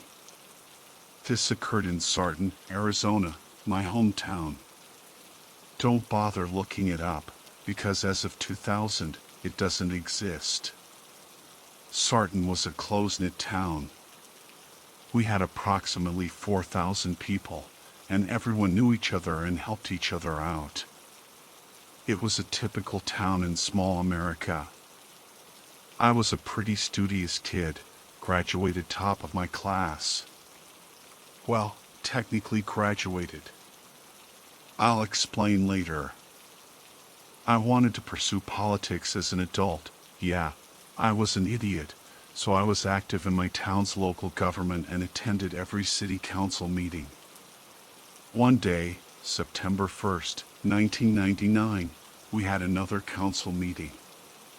Just a normal meeting. I think we were discussing a new shopping plaza opening in a nearby town or something like that. I was 17 at the time, and was working as an assistant to the mayor. So a good group of 70 or so people arrive in the town hall and take their seats. The first 15 minutes were normal, small town stuff. In the middle of a discussion, a man rose from his seat. Let's just call him Alan. He was a young man, maybe 5 years older than me. I never knew him personally, but everyone said he was a jolly guy, one of the stoner types. Alan didn't say a word, just pulled a revolver out of his jacket and shot himself in the head. I remember it vividly.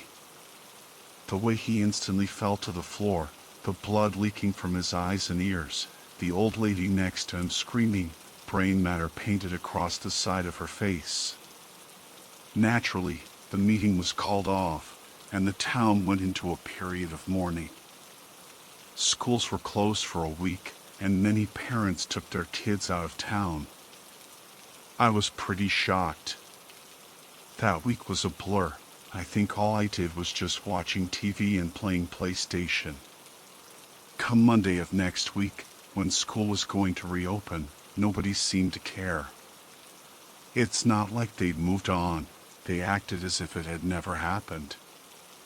I got the courage to ask some folks around town.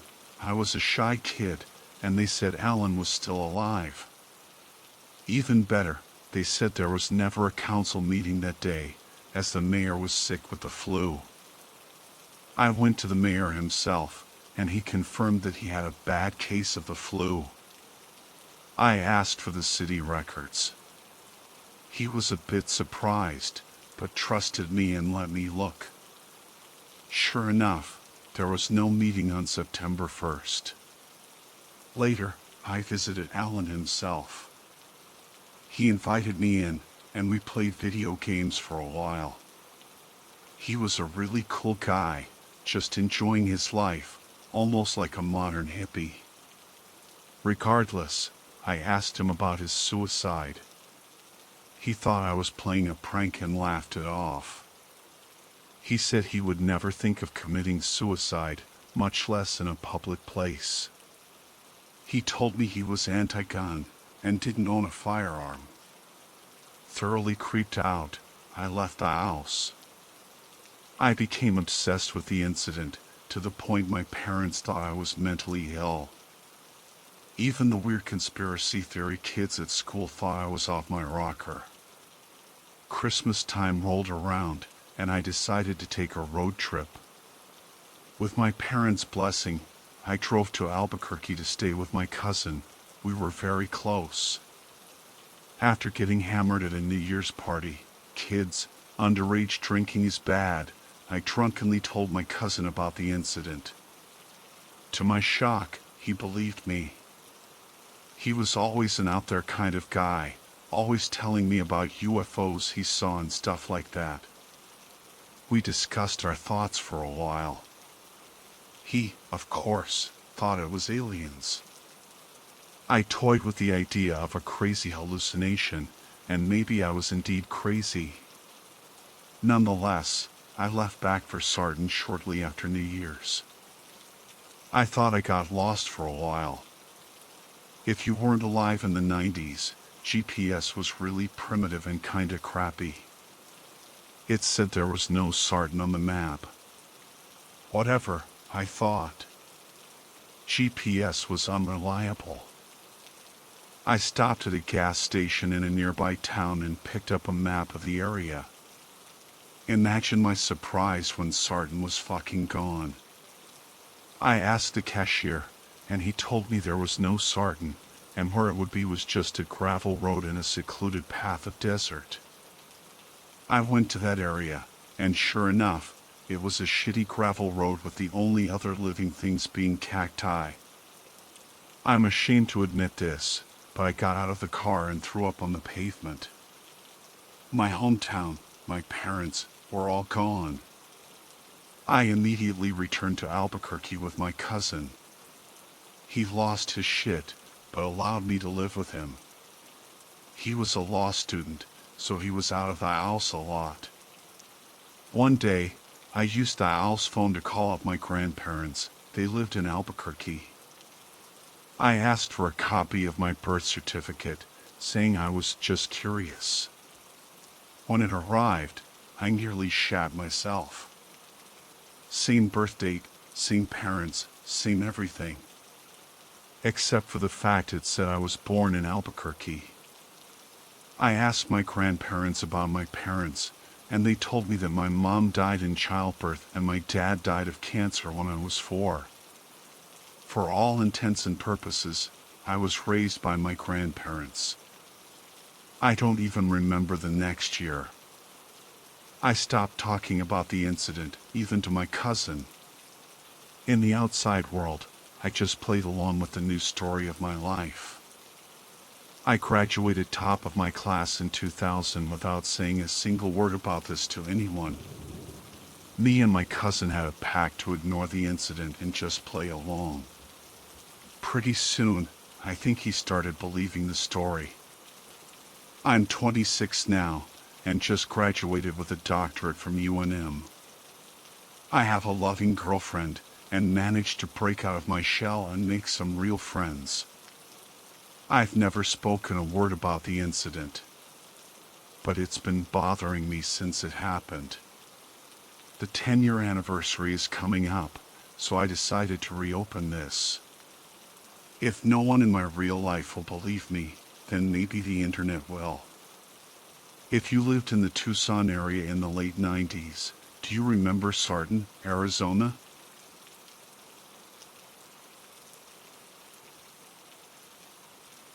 You may not know it, but I have quite a presence on the internet. Well, I had one, to be exact. I had an entire band of followers, probably somewhere in the hundreds. That may sound impressive and all, but that number pales in comparison to some big names on the web. What was it that drew others towards me, you ask? Well, I used to run this blog that I updated whenever I had the time, but it wasn't just any ordinary blog. No. I ran a horror blog, yes, you heard me right, a horror blog. Basically, I uploaded spooky photos that I took in the wild to this website. The photos weren't actually real, but boy, you'd be surprised by how many people fell for this crap. The idea first came to me after I went for an evening walk in the woods. When you live in a rural area with more trees than houses, that's something you do often. It was a really beautiful forest I lived near, and it was perfect for photos. A couple months ago, when Halloween was right around the corner, I came home with some exceptionally pretty pictures from my hike. In the spirit of the holiday, I thought that it would be fun to edit some of the photos I had taken to make it seem as if the forest was haunted. Using the most intricate Photoshop software I could find, I grayscaled the photos and edited pictures of myself into them. I then used blurring and lighting effects to make me look extra ghostly. I'm not exactly a professional great photographer, but my pictures looked convincing enough. I obviously had to do something with my work, but what? That's when it hit me. I could get internet famous with these photos. Just imagine how many people would fall for my shifty editing skills, I thought to myself. I used one of those free website making apps to create my own blog, where I would upload the haunted photos I took whenever I had the time. My first few uploads didn't garner that much attention, much to my disappointment. I got only 4 or 5 comments in total, and my website's view count was laughably small. I figured that I'd have to up my game if I wanted my blog to gain more traction. I returned to the forest the next day, this time collecting sticks and rocks throughout my trek. I made my way to a rather spacey clearing, thinking it would be perfect for my plan. I laid down all the sticks and rocks I had collected and proceeded to arrange them in a cult-like symbol. It was in the shape of a Leviathan cross. To be exact, a simple pentagram would have been 2 by the numbers. I recorded myself walking into the scene with my phone as if it was found footage, like I had happened to stumble upon it during my hike. I knew I couldn't stop there. I needed even more footage to really convince the public. I found a short tree and placed my phone in the middle of it, propping it up so that it could record something from a distance. I used my phone's self-timing feature to record myself retreating into the bushes from afar. When I came home, I spliced the videos together and added in some creepy lighting effects, and just like that, it looked like I had captured something paranormal on tape. I uploaded my masterwork onto my blog, eagerly checking the viewer count every few minutes. Soon enough, my little social experiment had peaked in popularity. Curious fans began to flood the comment sections, asking just what was going on. I never replied to any of them, for obvious reasons. People began to write 6-paragraph theories about my mysterious blog, some saying that I was part of a cult, others saying that I was from an alternate universe, and various other wild explanations. Honestly, it was funny to see people lose their minds over something I had initially started out of pure boredom. Of course, there were a minority of netizens who accused my blog of being an elaborate hoax, but I didn't care. What mattered most was that I was having fun.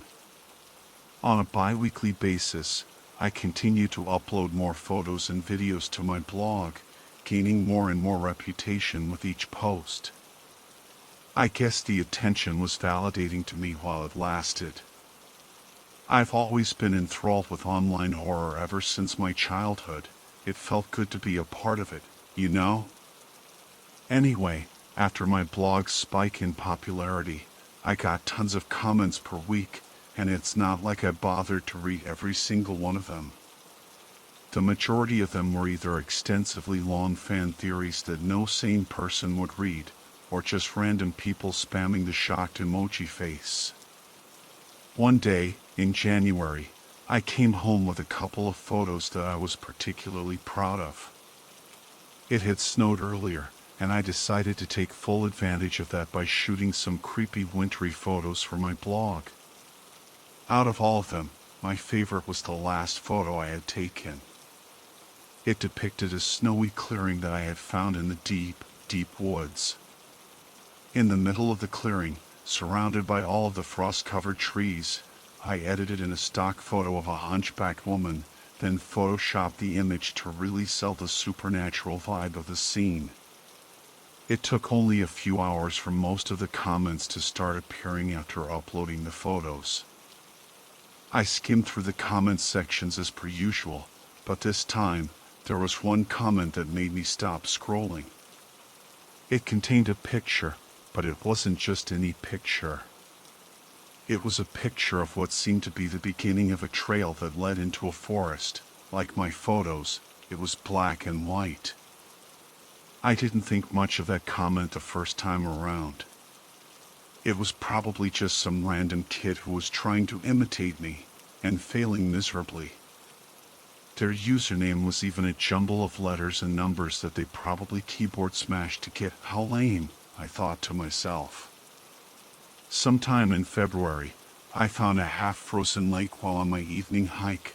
Knowing that it would be perfect for my blog, I took some photos there before going home. I photoshopped the pictures accordingly, this time editing in a stock image of a demonic-like creature that I had found online. I then uploaded all the photos onto my blog, hoping that they would look more impressive than ever. A couple of minutes passed, and I reloaded the page to see if the comments on my newest post had started rolling. What I saw made my skin go cold. The first comment on the page was another black and white photo, but this time, it was a photo of the back of my house. My movement stopped momentarily after seeing that image. My blood turned to ice, my jaw clenched, my hands froze in place. That picture unmistakably depicted my house, judging by the angle. Whoever had taken it wasn't very far away. I didn't want to stick around to see if my stalker was anywhere nearby. I shut my computer and ran down the stairs, out of the house, and onto the pavement, where I continued to run as fast as I humanly could.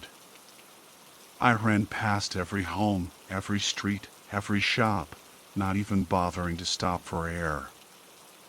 I continued to run, even as my muscles shrank. I continued to run, even after my body was overheating with sweat. I continued to run, until, finally, I couldn't take it anymore. By the time I had stopped running, I found myself in front of the forest. It was already starting to get too dark to see anything. I reached for my pocket to retrieve my phone, only to feel nothing there. I cursed under my breath, realizing that I had left my phone on my nightstand during my panicked frenzy. Now what would I do?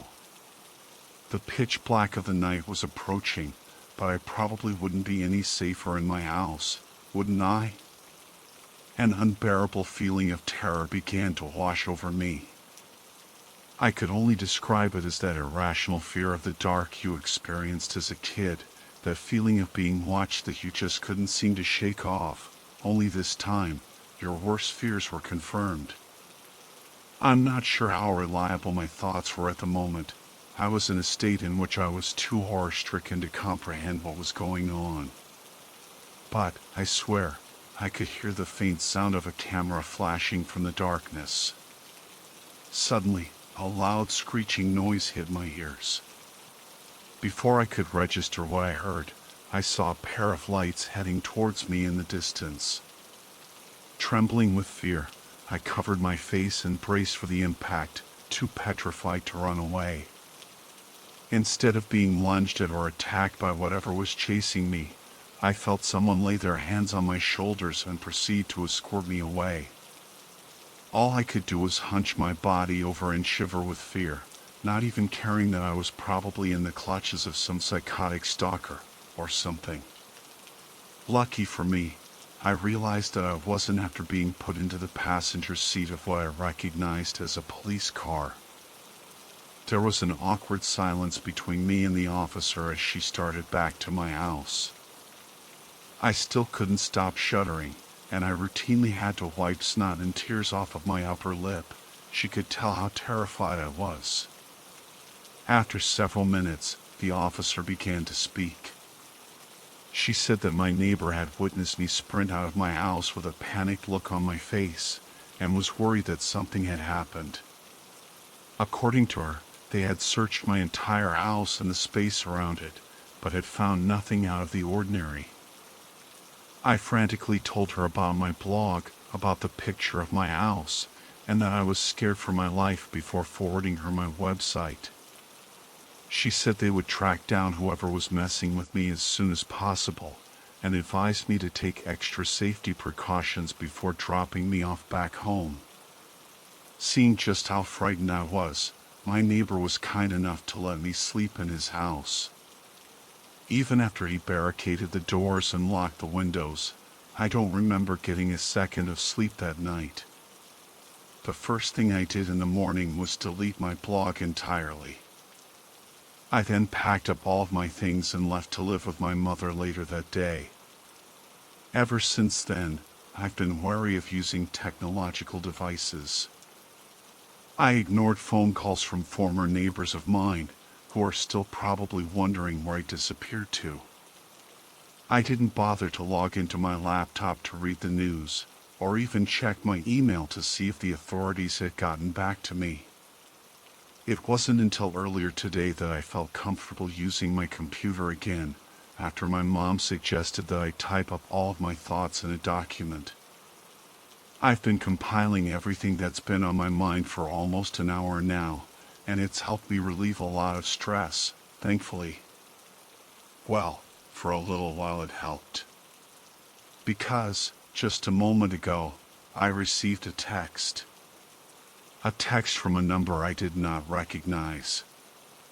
All that the text contained was a photo, saturated with a dreadful black and white hue that was oh so familiar to me. This time, the photo depicted what I quickly recognized as my house's front door.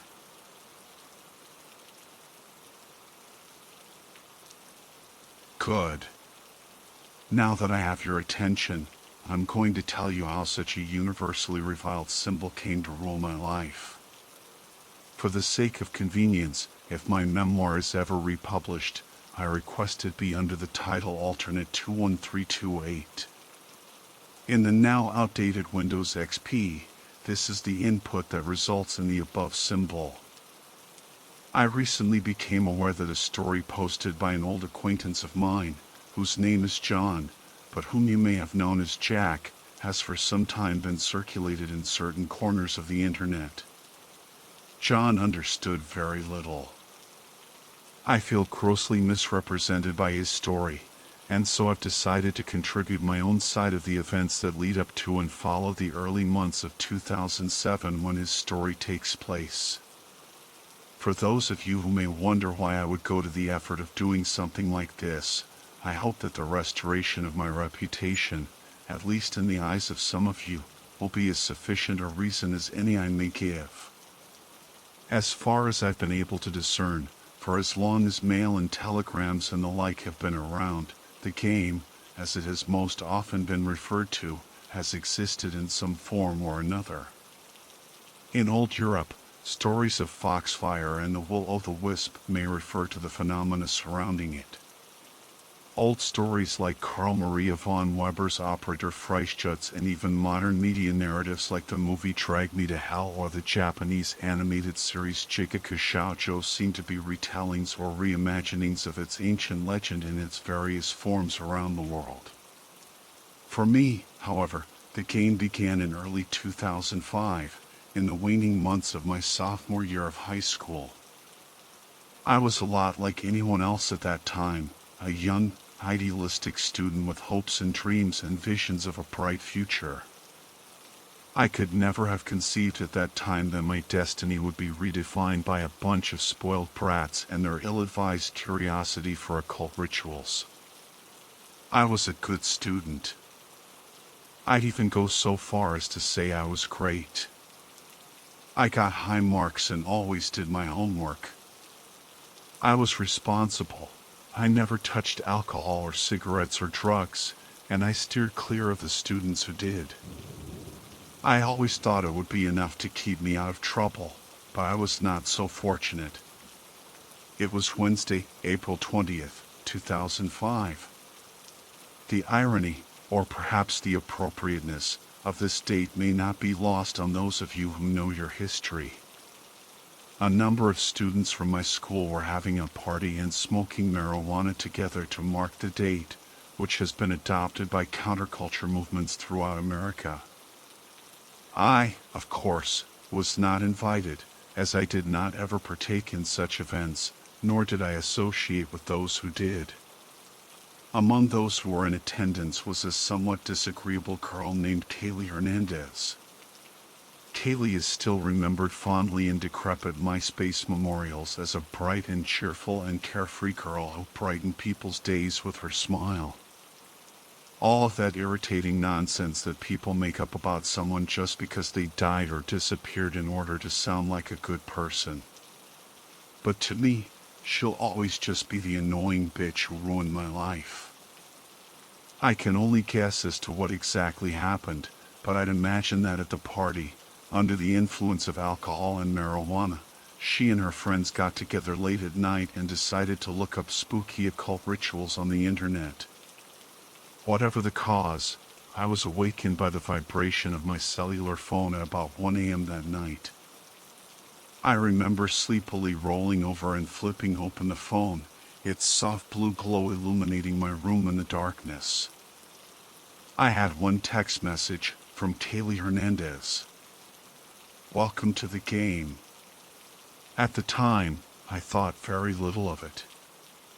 I was tired, and I figured it was just some sort of bizarre ritual drunken teenage girls undertook in the wee hours of the morning. I even deigned to wonder if it was some kind of roundabout way of saying she fancied me, although I had no interest in her or her ilk. I went back to sleep. The next day, things began to get strange. I dismissed it at the time as tricks of the light, but walking to school and all day in class, I felt as if I were being watched or followed. I would see the briefest glimpses of black shadows or glowing lights in the corner of my eye. Whenever I looked more closely, however, I found nothing. On top of that, my cell phone began acting up. I can't remember exactly what model it was, but it was a Motorola, and for the time, it was pretty good. I had a web browser, data plan, all the bells and whistles. I didn't receive any more text messages, but I started getting a lot of glitchy notifications and nonsense text. I also noticed I had a new app which I had no memory of installing. Between classes that day, I went to the bathroom to fiddle with it. Cell phones were, of course, confiscated on site if the teachers caught you using them in class, so I dared not fiddle with something seemingly so minute in the middle of English class. I checked out the new app, thinking it might be a virus that Kaylee had attached to her text message to me the night before. I was taken to a browser menu with a list of 4 glowing blue hyperlinks. The texts of the links were all nonsense, more indecipherable gibberish. I decided to follow the first one, my curiosity having been thoroughly piqued. I was immediately shown an elaborate map that looked like GPS. At the center, my position glowed in the school bathroom. A few other beacons glowed on the map, but I had no clues as to what they might be. The truth is, I was upset and worried that I had just accidentally purchased some sort of expensive GPS function for the phone. Or worse, perhaps someone was tracking me now through the virus. I immediately turned off my phone and put it away, resolving to deal with it some other time. I wouldn't learn until later that this was a serious error. As school went on that day, my visions increased in frequency and intensity. I began experiencing auditory as well as visual hallucinations. The brief balls of light or shadow that had before vanished at my direct gaze now lingered long enough for me to look directly at them, albeit only for an instant, before they disappeared. The sounds were like hissing or scratching, or perhaps static or white noise. I began to feel physically ill and thought I may be getting sick. I decided to go home early and started walking. It seems, however, that Kaylee and a couple of her friends took notice. She slipped out of class and confronted me on the way, with 2 of her friends, Gabriella and Anastasia. Both of them were ugly, but I'll spare you the details. "What's up, F***," she said as I was passing her.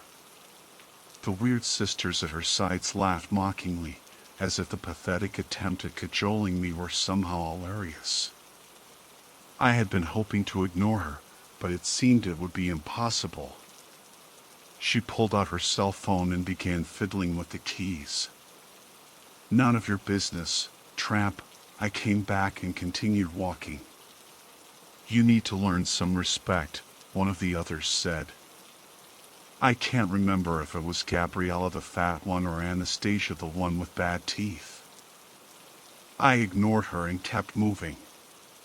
Suddenly, I felt incredibly weak, as if the blood had all rushed out of my head.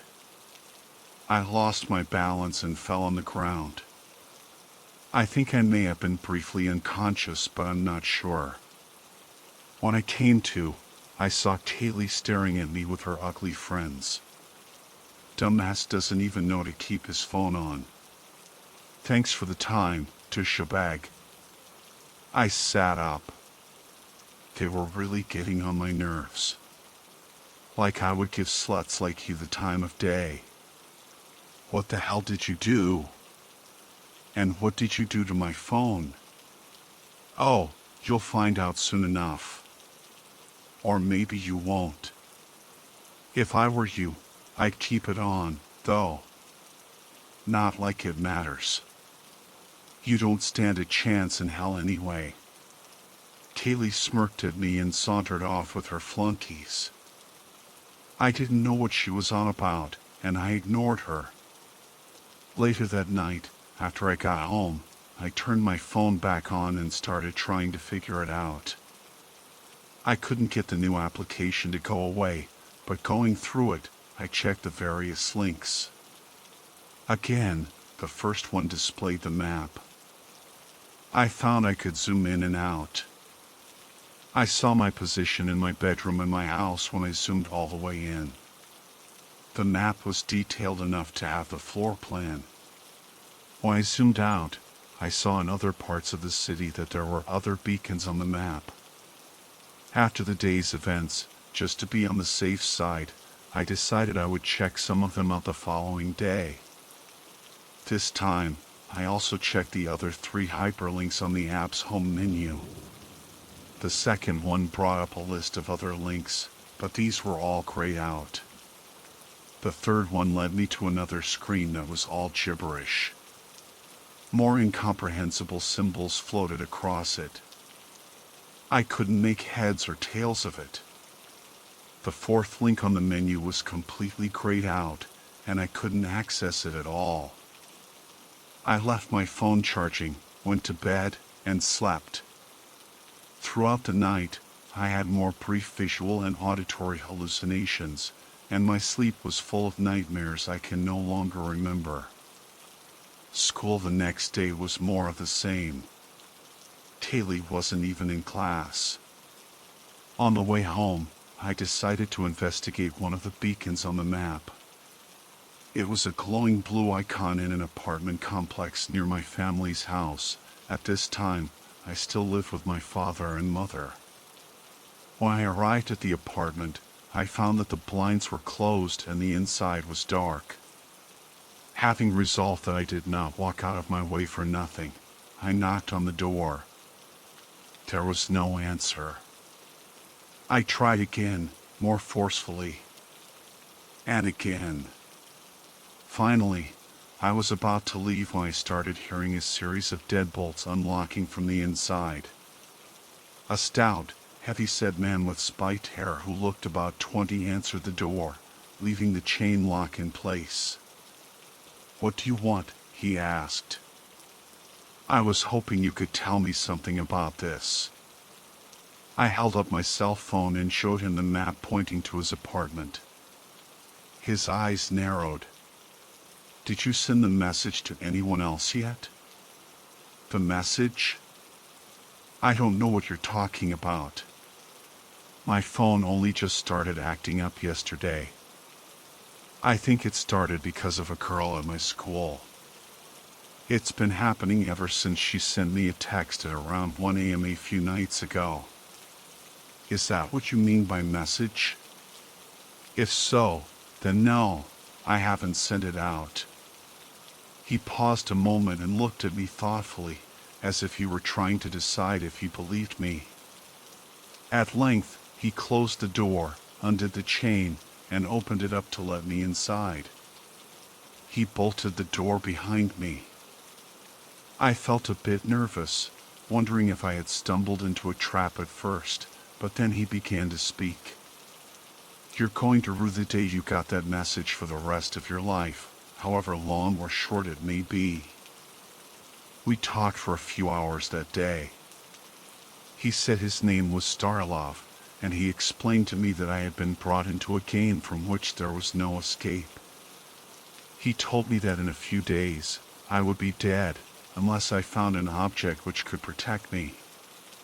"An object? You mean like a charm or something, like the Chinese exorcists wear on their hats?" "Not exactly," he said. He told me that the item could be anything, but that whatever it was, it would cause me terrible anguish. Then he told me about his. He patted his knee. "I always loved basketball, you know. I had high hopes. I was the best once. Then this. It was this, or die." He had a knee replacement. An older, primitive model which caused him great pain when the weather was bad, or sometimes for no reason at all. His hopes of being a basketball player were smashed, and he was left, in his words, an alcoholic schmuck. He told me if I didn't find the thing I needed, I'd be dead in 2 weeks. At this point, I decided the whole thing sounded crazy. I rebuked him and said he must not know what he's talking about. "I don't know what they are, or where they come from. I've seen glimpses of them. I still do. Out of the corner of my eye. I can tell by the look on your face that you've seen them too. The hallucinations, I started. He interrupted. They're not hallucinations. I can assure you, they're quite real. They will find you and they will take you away unless you take what I'm saying seriously. He went over a lot of the details with me for the dark chain of murders in which I was now shackled. He told me about a rule that stated if I sent someone else the message, I could get an extension of time, but that this person would also be roped in, and that this is what Kaylee had done to me. He also told me how each time you did this, you bought yourself only half as much time as the time before, so eventually it got to the point where you bought yourself almost no time at all. He also told me that I had to keep my phone on at all times and make sure that I had reception, or else I'd be weak and defenseless to the other players. This reminded me of Kaylee and my confrontation with her. There's something else, I said. Kaylee the other day, on the way home from school when my phone was off, she did something to me. I felt like I was losing energy. She said something like, "Thanks for the time," and then laughed. Starlov's face became very serious. That's not good at all. She must be a time thief. Time thief? Starlov explained that everyone in the game had an ability which could help them in some way or another, and that players were vulnerable to this when their phones were off or if they had no cellular reception. Evidently, Kaylee had taken advantage of her ability, which he called Time Thief, to steal some of my remaining days for herself. He reasoned that instead of 2 weeks, I now probably had only about 9 days left. If she's doing that, it means that she hasn't found the thing she needs yet. And that's why she's cursing people. This isn't good. Have you tried your own ability yet? My own? No, I haven't. How do I do that? He took me back to the second option on the main screen, the one where before I had seen only grayed out links of indecipherable text. He scrolled down the list until he found one that was blue. Instead of gibberish, it was a symbol that looked like an eye. You're pretty lucky. Give it a try. I selected the link and pushed enter. Suddenly, my phone vanished. And so did my hands. I looked down at myself and found that I wasn't there. Only 2 indentations in the shape of my feet were in the carpet beneath me. I was shocked. I fumbled the phone and dropped it in surprise. I became visible again and so did the phone. You can use that whenever you like. But be careful, the stealth function is hell on the battery life. All at once I was excited, amazed, and terrified. This was technology one had never seen or heard of before. Or maybe it was magic. But whatever it was, as the reality of the ability set in, I was forced to accept that everything else Starlov told me must have also been true. I had no doubts now that I really was in some kind of perverse game of electronic tag with unimaginable consequences. "All right," I said. "How do I find the object that can protect me?" He paused a moment, then took a deep breath. "I suspect in the coming days, it will come to you. If you truly want to live, you must mentally prepare yourself to accept it, whatever it is. You will know it precisely because you won't want to know it." Most of the time, players such as Kaylee refuse their item and resolve to find time through other ways, using the game. I thanked him for his time and he showed me out. As I was leaving, I asked him about the other 2 options on the app's home screen.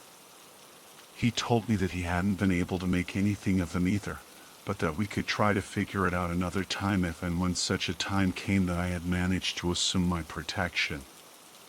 The next few days at school were torture for me. I kept my eyes open and looked around for any clues, anything that might be my item. I had heard Kaylee and her friends had gotten into a big fight over something, but from what I saw, Gabriella and Anastasia were actually being exceptionally nice to her. They were catering to her everyone like she was some kind of princess, and they were her handmaidens. They looked terrified of her. My shield came to me on the 7th day. I was walking home on a path that followed the canal when I was approached suddenly by a rough-looking girl with a shaved head. She was wearing black leather and had a black eye. Some of her clothes looked torn, and she had a distant look on her face. They raped me. They raped me, she half whispered, half wept. She was holding her cell phone in her hand. What? Who raped you? What happened? I asked her. She grabbed at my shirt and dropped her cell phone. I could see the games area map application was open on it. I can't take it anymore. I can't do it anymore. Here, you can have it. I quit. I quit.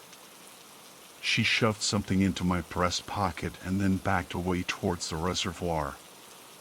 She looked me in the eyes with tears streaming down her face. Then, before I could even begin to think of stopping her, she pulled a handgun out of her waistband, shoved it into her mouth, and pulled the trigger. Her brains and bits of skull erupted out of the back of her head, and she fell backwards into the canal.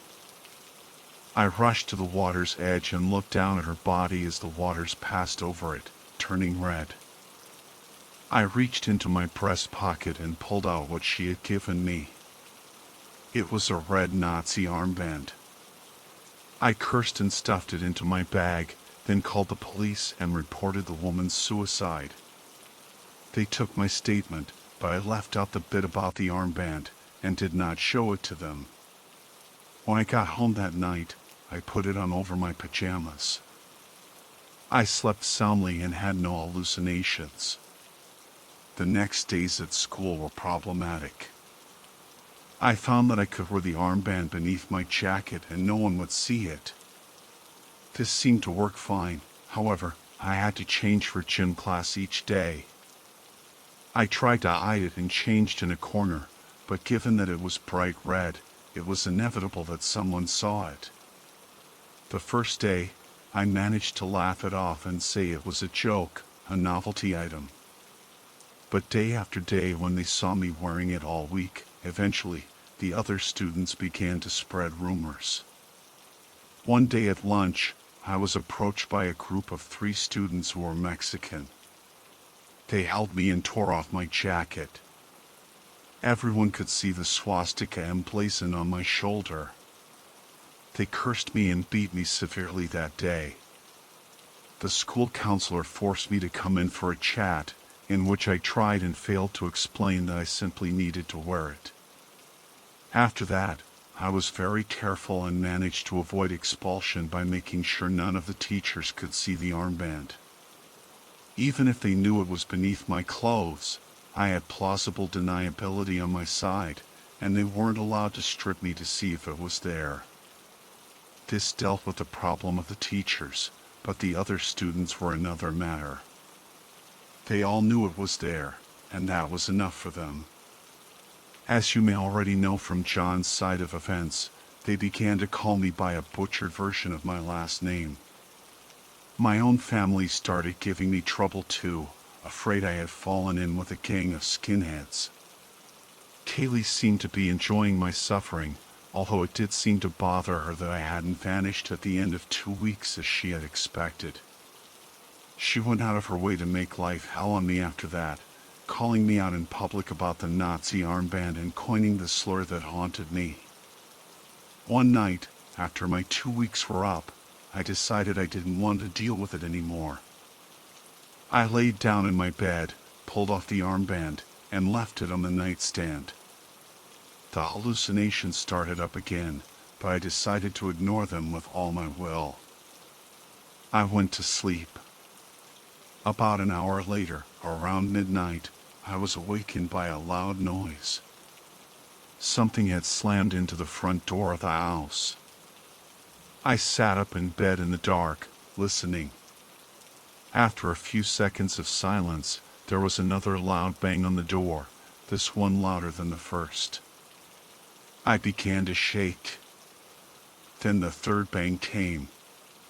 It was like an explosion, and I heard the sound of splintering wood. The house's security alarm went off. In a panic, I reached over, grabbed the armband, and slipped it back onto my bicep. I could hear my parents, awakened, shouting from the other room. At length, when I was reasonably sure the sound had stopped and the only noise was of my father swearing, I left my room to see what had happened.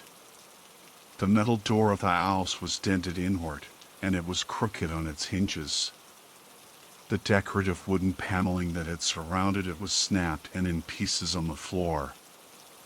My father turned and looked at me, standing in my pajamas with the Nazi armband on my shoulder. This is your fault," he swore at me. "You and your neo-Nazi bullshit. You've got gangbangers terrorizing my house at night now, and I won't have it one more minute. This has gone too far." He threw me out of the house that night, and I was forced to get my own apartment.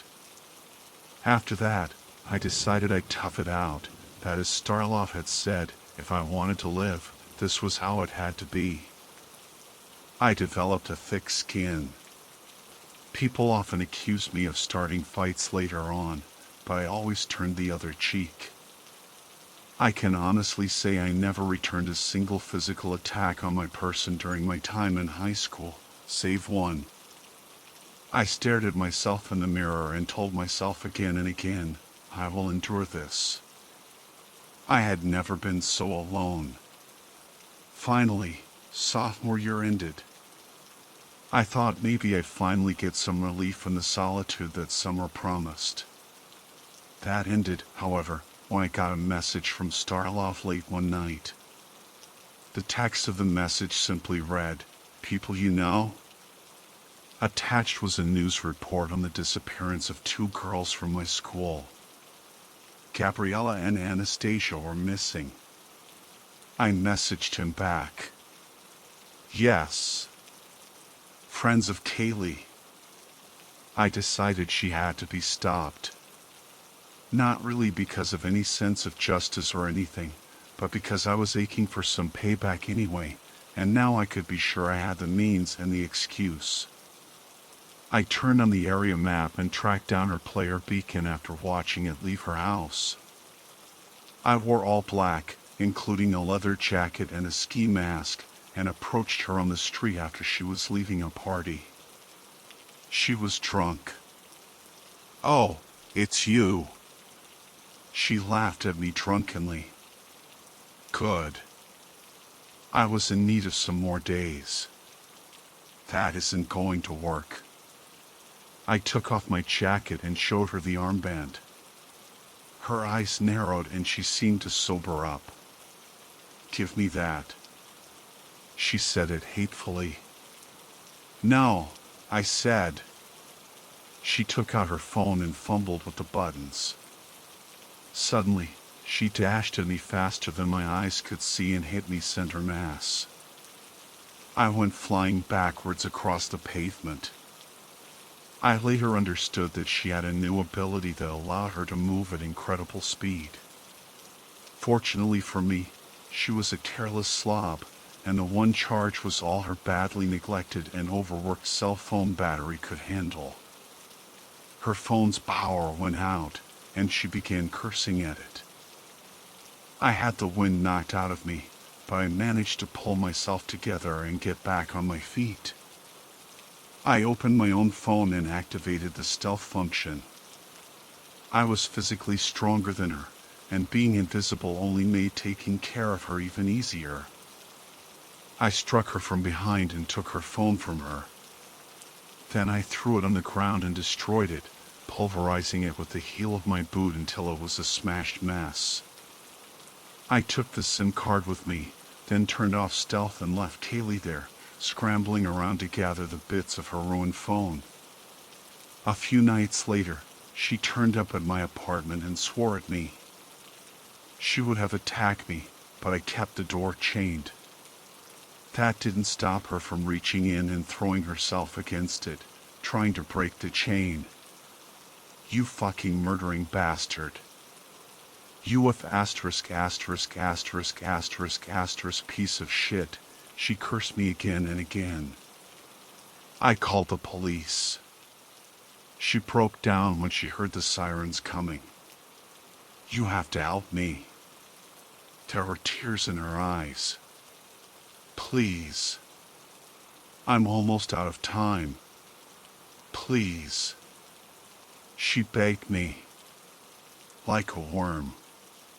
She ran off before the police arrived. I never saw her again.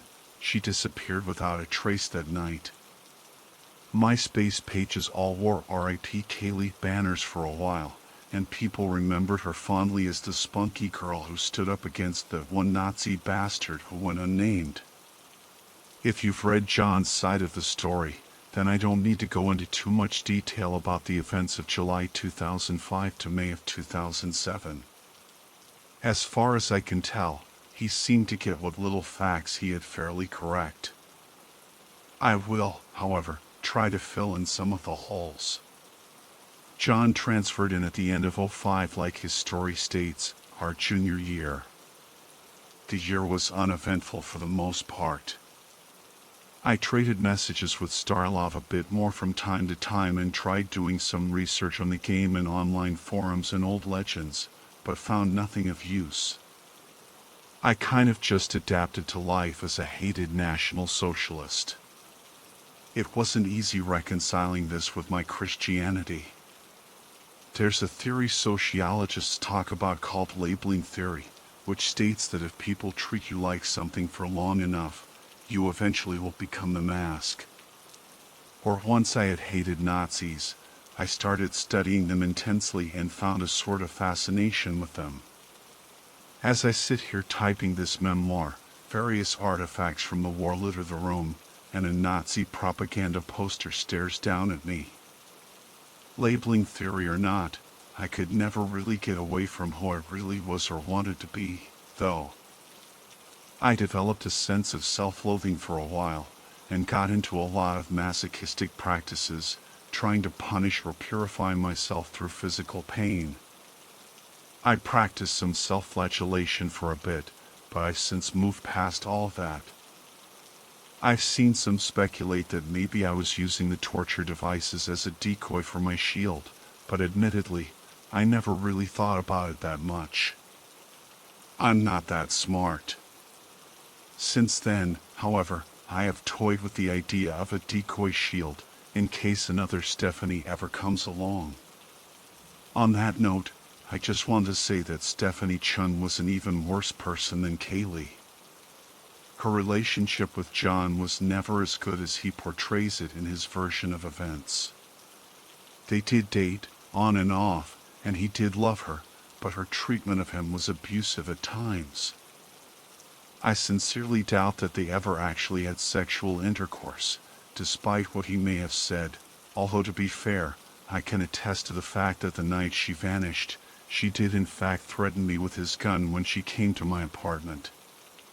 It wouldn't surprise at all me if she slept with him that night just to get her hands on it. As for why his story contained no traces of her using any of the special abilities or app menus, she likely hid it all from him. I'm not sure what her shield item may have been or if one ever even presented itself to her, although I do have my suspicions. Her problem may have even been as simple as not having a data plan, or a cellular phone that was advanced enough. Whatever the reason may be, the only method she ever used to extend her time was the practice of sending the message out to more people. This quickly ran her out of time. As John noted, she did it all at once without either of us knowing, and never interacted with her victims in the way that Kaylee did with me, so none of them ever even saw it coming. If any of them got the game app, they must have just written it off as a glitch like I did.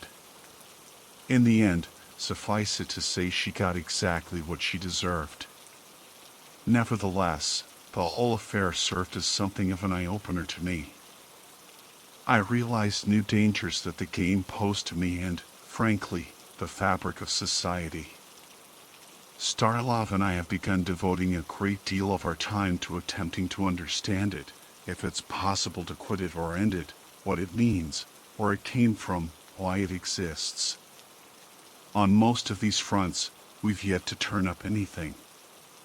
However, we did discover something about the third function on the app's main menu. What we had both thought was a string of meaningless text actually has a pattern to it. The symbols recycle themselves over and over again, and each time that they complete a full cycle, they get smaller. It's a countdown, ticking away inexorably towards some event. As of this time, we do not have any evidence as to what that may be.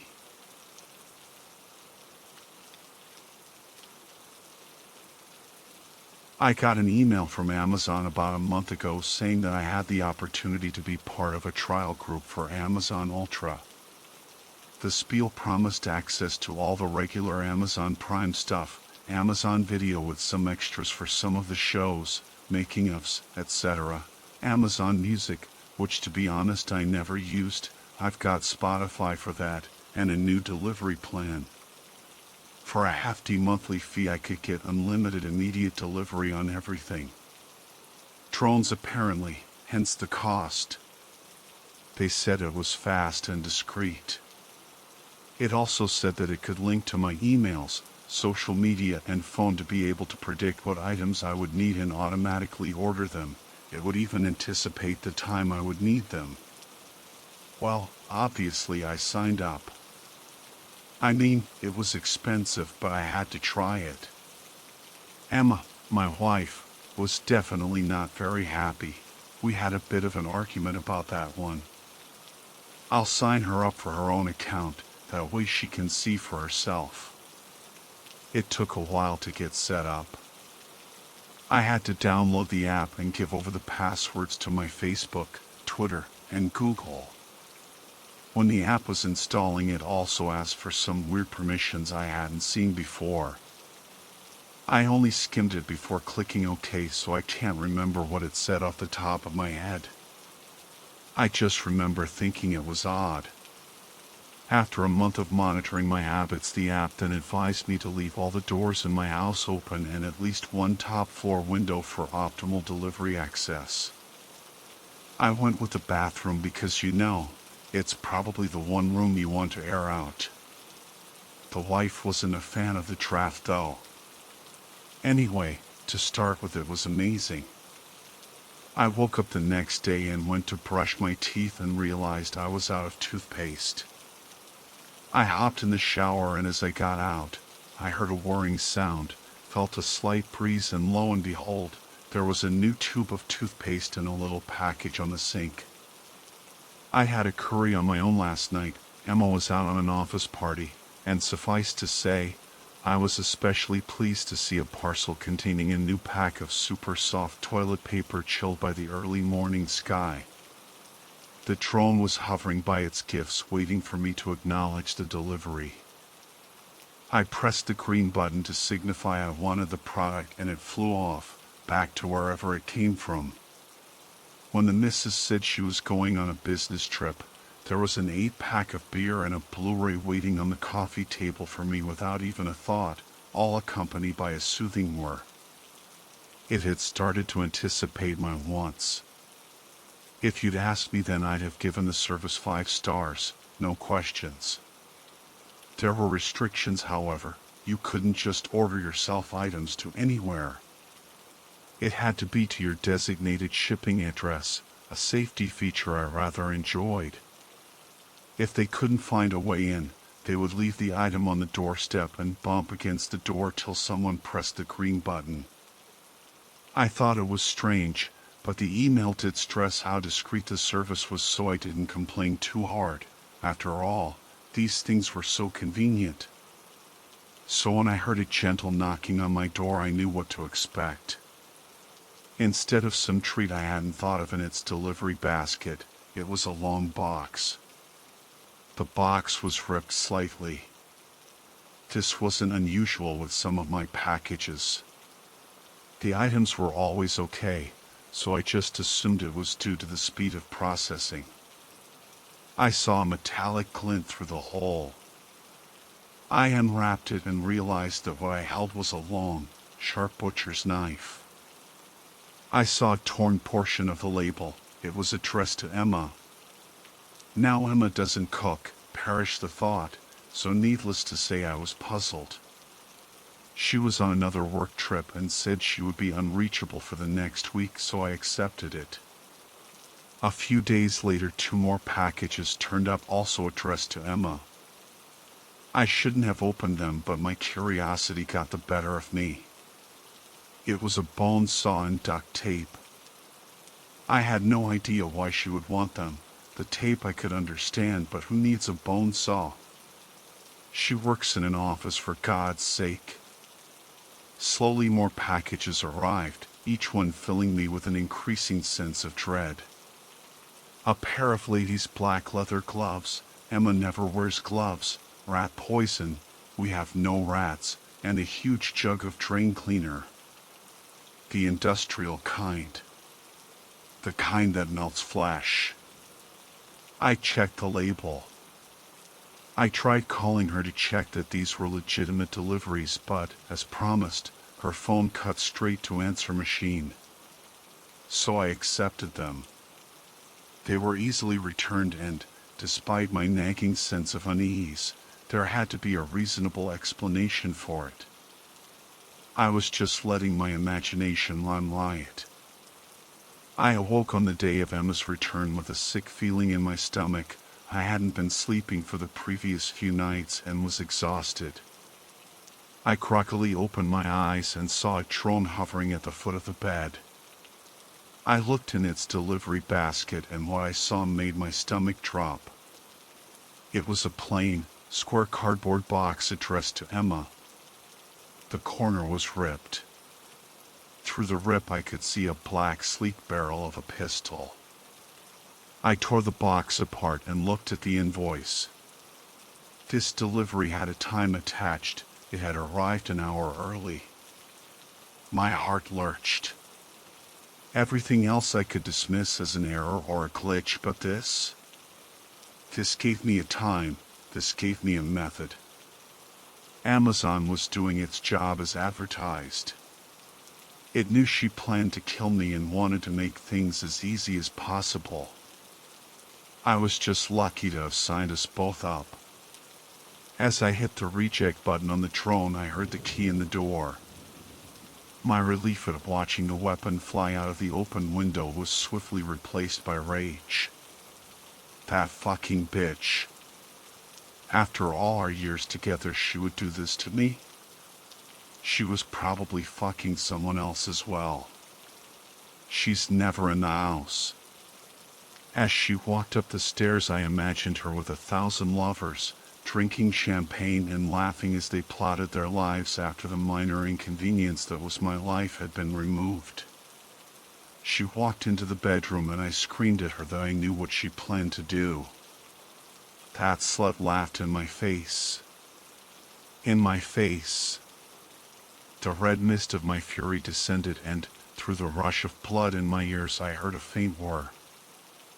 I felt the drone put the hammer in my upraised hand, and as I brought it down onto my former lover's head, I see her smile turn to a look of fear. Gray matter slowly oozed from the wound as she fell backward onto a tarpaulin that was already being pulled into place by 2 drones. They really were so convenient.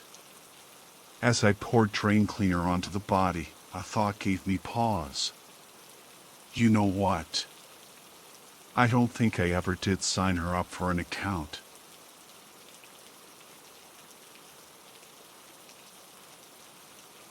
A few days ago, I found this photo when I was browsing memes. It was a picture of an empty street with a caption that read, "Do you see it too?" I was expecting some cheap jump scare, so I didn't bother really looking. I scrolled down to the comments section to find it surprisingly vacant.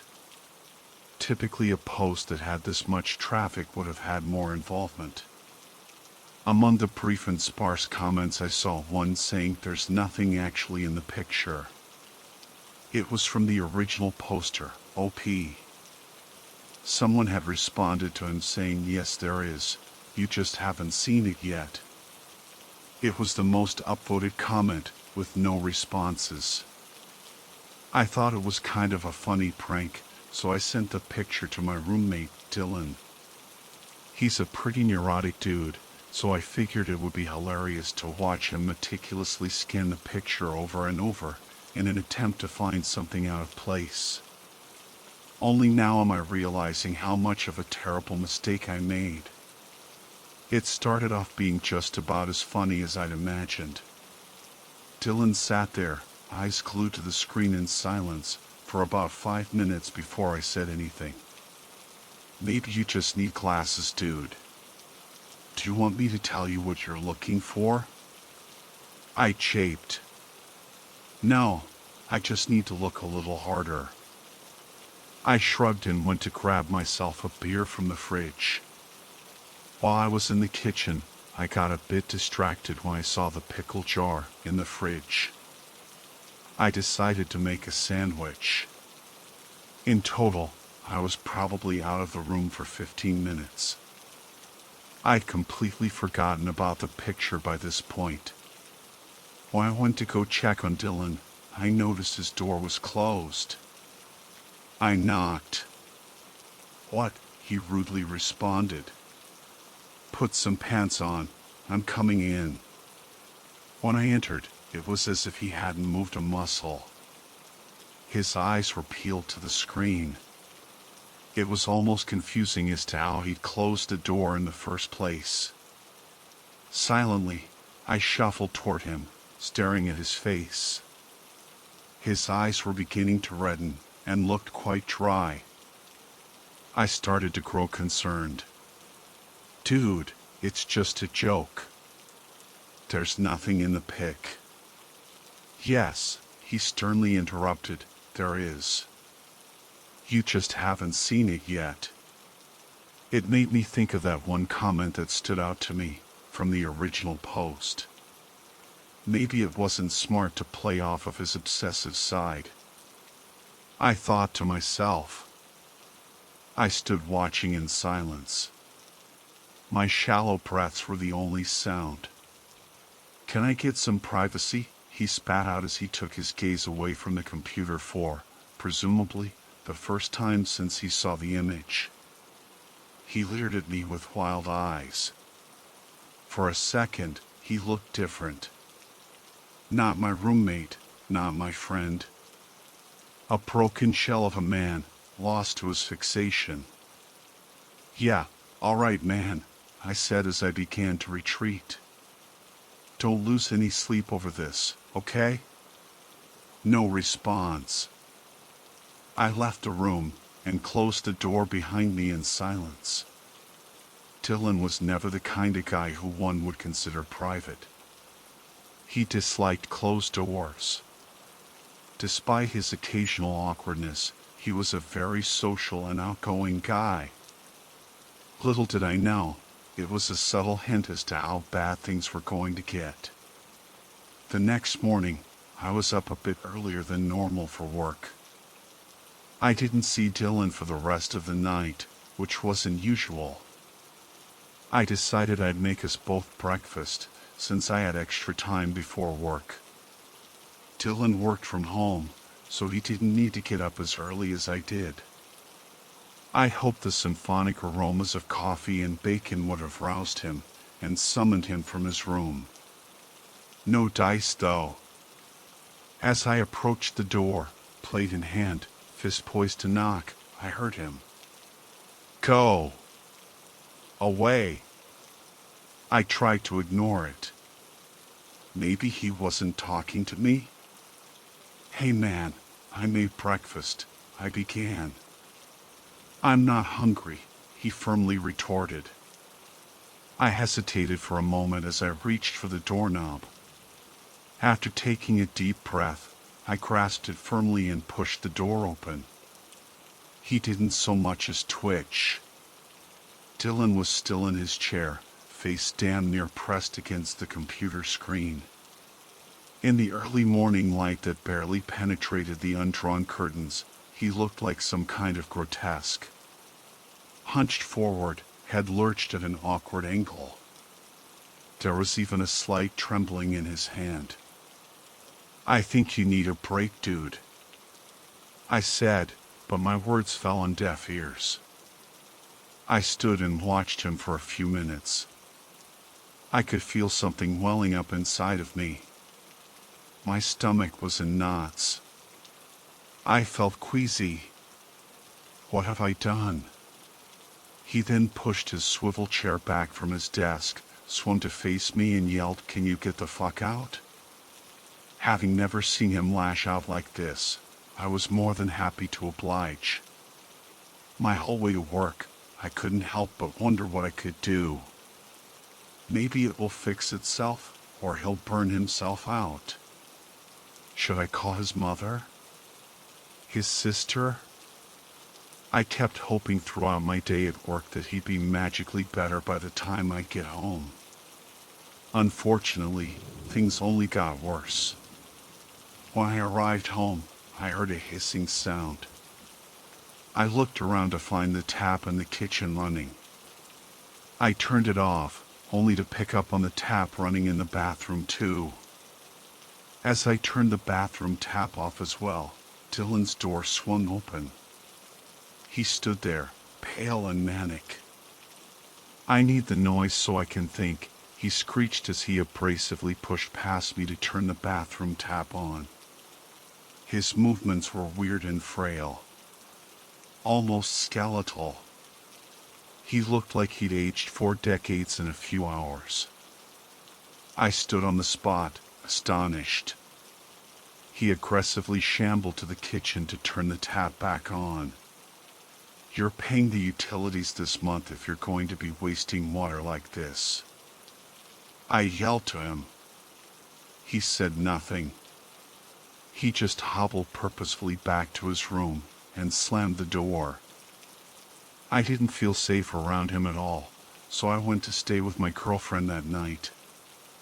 I got the bright idea to try to reach out to the person who posted the photo to begin with. I went back to that site and shuffled through my history. It shouldn't be too far back. I haven't been on since I saw the post. I said to myself. Finally, I found it, or what it once was. Instead of the picture, I was met with the typical content deleted message. When I looked for the OP's username, I was predictably met with deleted. So they'd taken down the content and deleted their account. After thinking about how to proceed, I sent a message to the admin, explaining why I was trying to contact the OP and to see if I could get the email address they registered with. He still hasn't responded. In an attempt to distract myself, I went to the site's front page to peruse some memes. What I saw was a first for me, and possibly for the site. There was no new content. In fact, there hadn't been any new content since yesterday. Early the next morning, at about 5:30 a.m., I woke to my phone, buzzing from a text spam. I wondered who the hell would be bothering me this early, so I sat upright, rubbed the sleep from my eyes, and checked my phone. Much to my girlfriend's dismay.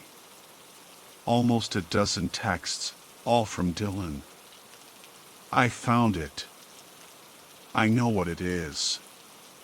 It was hidden well, but it's really there. You need to see it. It was right in front of my face all along. Where are you? You're not in your room. Check the picture. Image. Tap to open.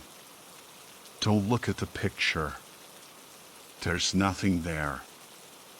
Don't look at the picture. The one message contradicting the rest. Asked you from the narrative. I saw the picture before, but maybe I didn't really look. I stumbled out of the bedroom through the darkness, closed the door behind me, and tried to call Dylan. But he didn't answer. I tried a few more times, still no answer. I poked my head back into the bedroom. Babe, I began. I'm gonna head out. I gotta check on Dylan. Don't go, she mumbled. I'll come right back, don't worry. My last words were met with a grumpy sigh. I put my boots on and stepped out into the cool winter air. I arrived home to find the place dark. Not unusual, it's just after 6, and the sun won't really be up for another hour or so. The taps weren't on, which I took as a good sign. Dylan. I yelled. No answer. I made my way to his closed door, turning on the lights as I went. I took a deep breath before knocking firmly on the wood. No answer. Just then I received a text. Before checking my phone, I opened the door to Dylan's room. The room was dim, lit by the mellow glow of the computer's screen. It looked as if the image was still up. Dylan was nowhere to be seen. I looked at my phone. The text was from Dylan. Yes, there is. You just haven't seen it yet. My heart sank. The previous text's reassurance that Dylan might be getting back to his old self was now gone. And so was he, from the look of it. That brings me to where I am now. Sitting on Dylan's bed. I can't help but feel that there's some kind of allure to his desktop screen. I chance a quick glance. Something is awry. I swear, I saw Dylan in the picture. Just for a second. Is he in there somehow? Does he need my help? I sit in his swivel chair. Still warm, almost inviting. I lock my eyes on the screen. Something was definitely there. Just for a moment. Maybe it hid behind a tree. It could be Dylan. If I look a bit harder, I'm sure I'll find it. I just haven't seen it yet. Lynn and I met in 2008. She was from a very small town in Washington with a population of less than 500. I was working my way through college as an event bartender in Portland. Lynn's cousin was getting married in Portland, and as fate would have it, the wedding reception was held at an upscale hotel on the Columbia River where I frequently tended to small wine and beer bars. I noticed her immediately, as I often notice women that I quickly convince myself are too beautiful to ever date someone like me. Eventually, as the night went on, she made her way over to my bar and ordered a white wine. We talked for a while about Portland. I sweated profusely as I tend to do around girls like her. She would be spending the next 2 days in the city, and I took a few moments telling her about the most interesting sights to see and things to do in town. Wow, you should just be my personal tour guide, she said, grabbing my arm and smiling. This happened to me so infrequently that I really had no idea how to react, so I just mumbled sure, what time, and laughed nervously to hedge in the event that she was joking. How about 10:30 tomorrow morning, she replied. And so started my relationship with Lynn. She was infectious, with a personality that was so innocent and warm. I immediately fell in love with her. There were a few issues that we would have to work through. She was still in Washington and I was finishing school in Oregon. Lynn was also Vietnamese, with a very traditional father who would never approve of her having a white boyfriend. She lived alone in a house with her father, as her mother had passed away several years earlier, so going to Yarrow Point to visit her was out of the question. She would come to see me every 3 weeks under the guise of a prestigious internship program. Being in a long-distance relationship, we spoke on the phone and texted constantly. When high-speed internet finally came to her small town in Washington, I surprised her with a webcam for her computer so we could have an even better means of long-distance communication. In the back of my mind, I was always looking for ways to be with her, as even after 2 years of dating, I was paranoid a girl as beautiful as her would eventually find somebody better to share her life with. In 2010, Lynn's father passed away suddenly in his sleep from a heart attack. He was everything to her, and she was heartbroken. When she returned from Florida where the funeral was held and her father was buried, she was all alone in the house where she had lost both of her parents. With Lynn's father deceased, she was open to finally allowing me to come to Washington to see her, which we planned on doing in a few weeks after my college finals.